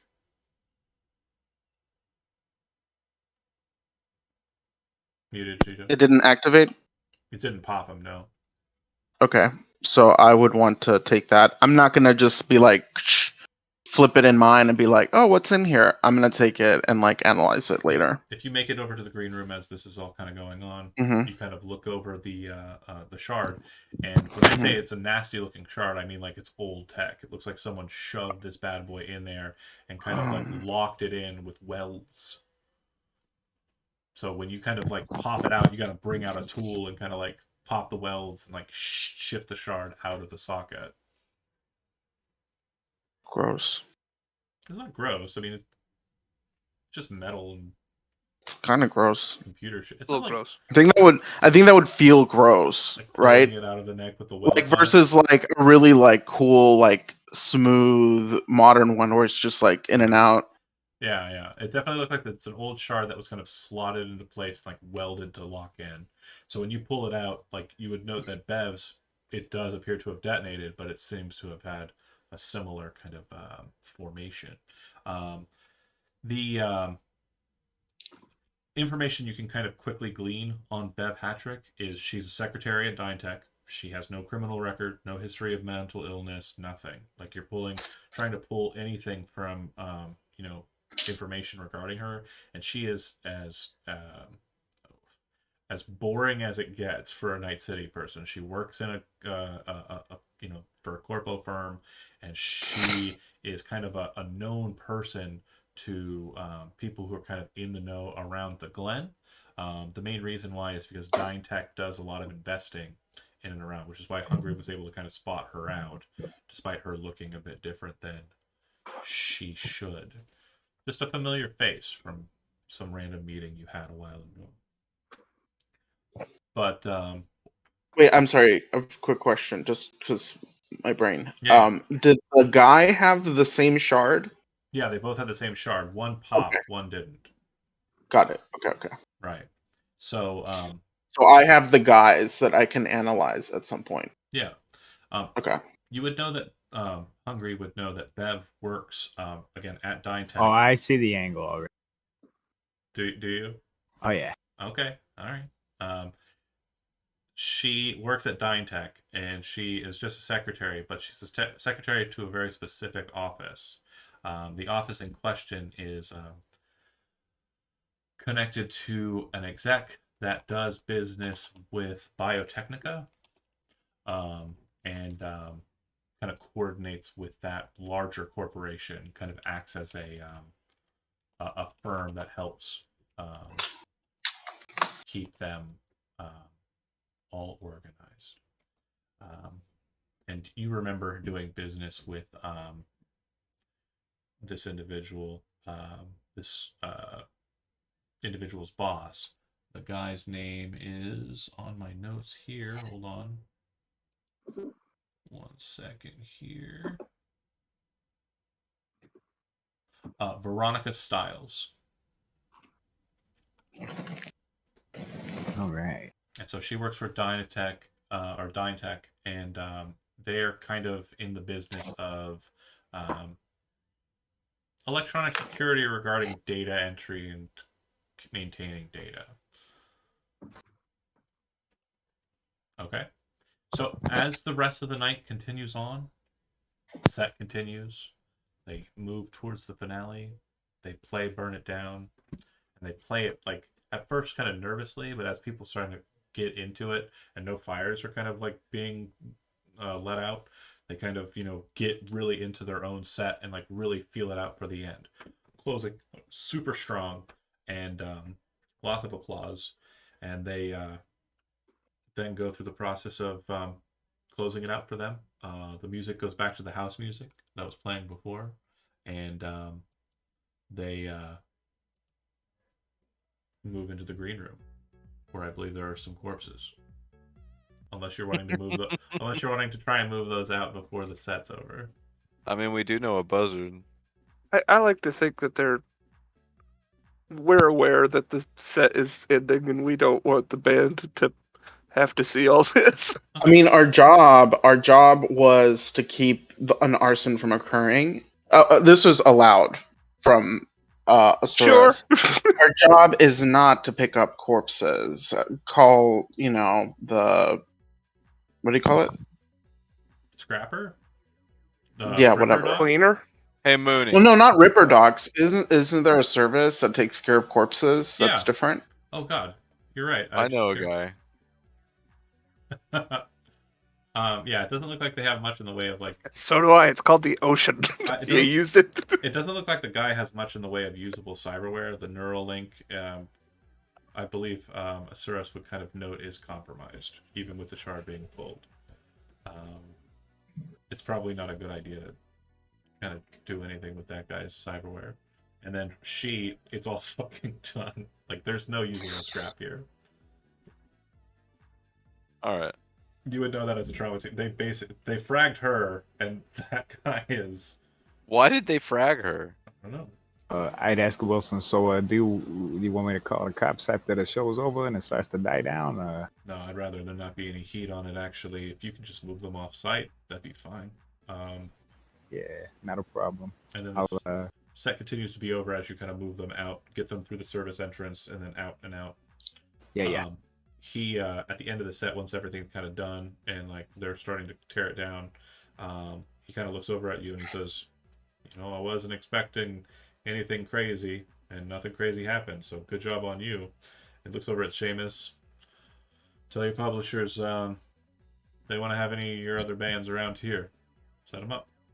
Seamus goes, because he arrived at some point. I forgot to mention that it wasn't terribly important, but he kind of says, great, looks over at you and kind of gives you like a handshake, and everybody kind of starts to mill down. Any questions regarding anything like towards the end as we kind of maneuver towards the end point? Because that's what It sounded like somebody was going to ask Mooney to dispose of the bodies. They're going to be loading those onto your vehicle, yeah. Okay, would you have enough time to get rid of those and give the band a ride home? Yeah, exactly. So you can only do one or the other. So which would you like to do? You can definitely move the. It wouldn't be too hard to move the two I can bodies. I can hire a taxi. Or you can just move them Well, over. I have a truck. Put them in a dumpster. Put 'em in a dumpster. Tell you what, give me the chew. I'll make sure everything's taken care of. Hungry, It's gonna go burn the bodies. Hungry, your boss said just throw them in a dumpster. Yeah. Hungry just said throw them Yeah. in a dumpster. It doesn't matter. No matter what. You And then do. set the dumpster on fire. No, you So, don't need to Guinea- cover your No, tracks. no. NCPD's So not Guinea will get gonna. rid of the bodies. Yeah, just. Well, chuck then them I in the still dumpster. get the chew, but I'll help move them to the dumpster. Yeah, it's like dead bodies. Who cares? Nobody gives a shit. Yeah, that's fine. I have a So dozen. gets rid of the bodies, and then Mooney gives the van a lift. Yeah, technically you didn't do anything illegal murdering those two people. Like Maybe Febreze the van a little bit. you're good. So I would say like as the kind of wind up kind of finishes, Asuras, it's like closer to midnight. You stay for a little while after just to make sure the band gets home, and they do. Mooney takes them to their apartments. No heat, so you don't have to rush them to the afterlife or anything. The deal in the VIP room, very cool. It seems like Seamus is very excited about this, and it seems like the owner of Seventh Hell is very interested in you as a person who he might contract through. So Seventh Hell could also seem like a place that would be safe for you as well. For Mortar and Asuras, we'll deal with them last. But Guinea and Reggie, I'm assuming, quickly kind of do dumpster duty, chucking the bodies, and then do you want to give Reggie a ride home? Oh yeah, man. Cool. You walked here? No, I just Took a hire a cab. taxi. That's a I waste could of damn drive, money. but I don't. I mean, no. I don't like people seeing me coming in and going on my own Oh, you vehicle. solos are always alone. I get it. Well, if this is the night, you have a good night, champ. No, I don't mind joining you. I mean, Give him I'll a hop lift. in. Come on. I'll hop in the car. Asuras and Mortar, you head home. You figure that testing the shard out or playing with the shard with just your deck is probably a bad idea. Get it home, play with it a little bit more kind of independently. Yeah, you get home. Asaurus drives. Mortar's head is killing him. Okay, Asura will I took drive. my whole cut to pay for the repair the armor jack. Yeah. I'm assuming that Hungry, professional as ever, would probably send the cash once everybody's kind of made their way out. Yes. And okay, so Andy is wired 3,000 eddies. Everybody else is 1,750. Sweeten the pot. That's a little. It was little good bonus. job. Dan, did you nab that lady's wallet? Finders keepers. I mean, I think those 200 eddies are just gone, guys. I don't know where they went. Nobody said anything about Crying it. shame. So I assumed he was just grabbing it. I That's mean, fine. it's just gone. Do it well. if you add it to your character sheet, I'm not gonna hate you for it. It was already was- added. Okay, cool. Nice work. It was 1750 was our Yeah, payment. that's If we're not, flipped to Andy. you to your accounts, so your credit chip accounts get that. Asuras, after driving home, parking the vehicle, heading upstairs, making sure Mortar kind of makes it up his steps with his kind of head wound, you kind of head into your abode and start kind of messing, and you do it safe. But I need you to make an interface roll to see how safe. Oh, great. All right. 1 second. I would also like to contact Asuras again before the end. Okay. You would know that she's shard, so. Interface roll. I assume that you're probably calling while she's doing her hack shit. Yeah, if you want to. 11. Okay. So go ahead and start that conversation. Brip, brip. That's the phone ringing. Hey, Asuras, how you doing? Hey, Chumba. Yeah, pretty good. Not a bad. It was actually a pretty simple gig, just like you said. Yeah, everybody did a good job. It was good eyes on you watching it in the bathroom. We probably wouldn't have got it without it. You got the extra eddies I sent along. Oh, I got them. We'll be able to pay rent this month. Thanks. Oh yeah, very good. I got another little small gig. Well, not it's not really a gig per se, just a little bit of editing if you don't mind. I Mm. pay you for it. Oh yeah. If you could take some of the recorded images from tonight of our friend Miss Hattrick and what she was up to and what went down in the bathroom, and if you could send that my way, I would very much appreciate it. Sure thing. With that, I'll get that to you momentarily. with that, I would obviously note that if you were in their systems, you pulled the backup files, so you have everything regarding what Well, was recorded while you were on site. okay, but Yeah. also I record with For sure. my own system. For sure. While that conversation is coming to that point, the dead rig that you kind of set up to be able to play with the shard and not, fuck up your own work, immediately the screen goes black, flashes blue for a couple of flashes, then turns black again with a big white circle in the center, and you see the words kind of appearing in the center says, reap what you sow. And then it flashes again and shows like a Grim Reaper, and then everything dies. And then a shard shoots out the side of the, just pops, explodes inside the shard, or inside the slot. Well, that's fucked up. You felt like the interface, like the fortress Hmm. that was kind of present inside the shard, was beyond you at this point. Okay. But yeah, thanks for watching. Those that did, we are going to end here. I will award IP off screen. Thanks for watching, and we will see you next time on Dark Skies 2077. Ciao.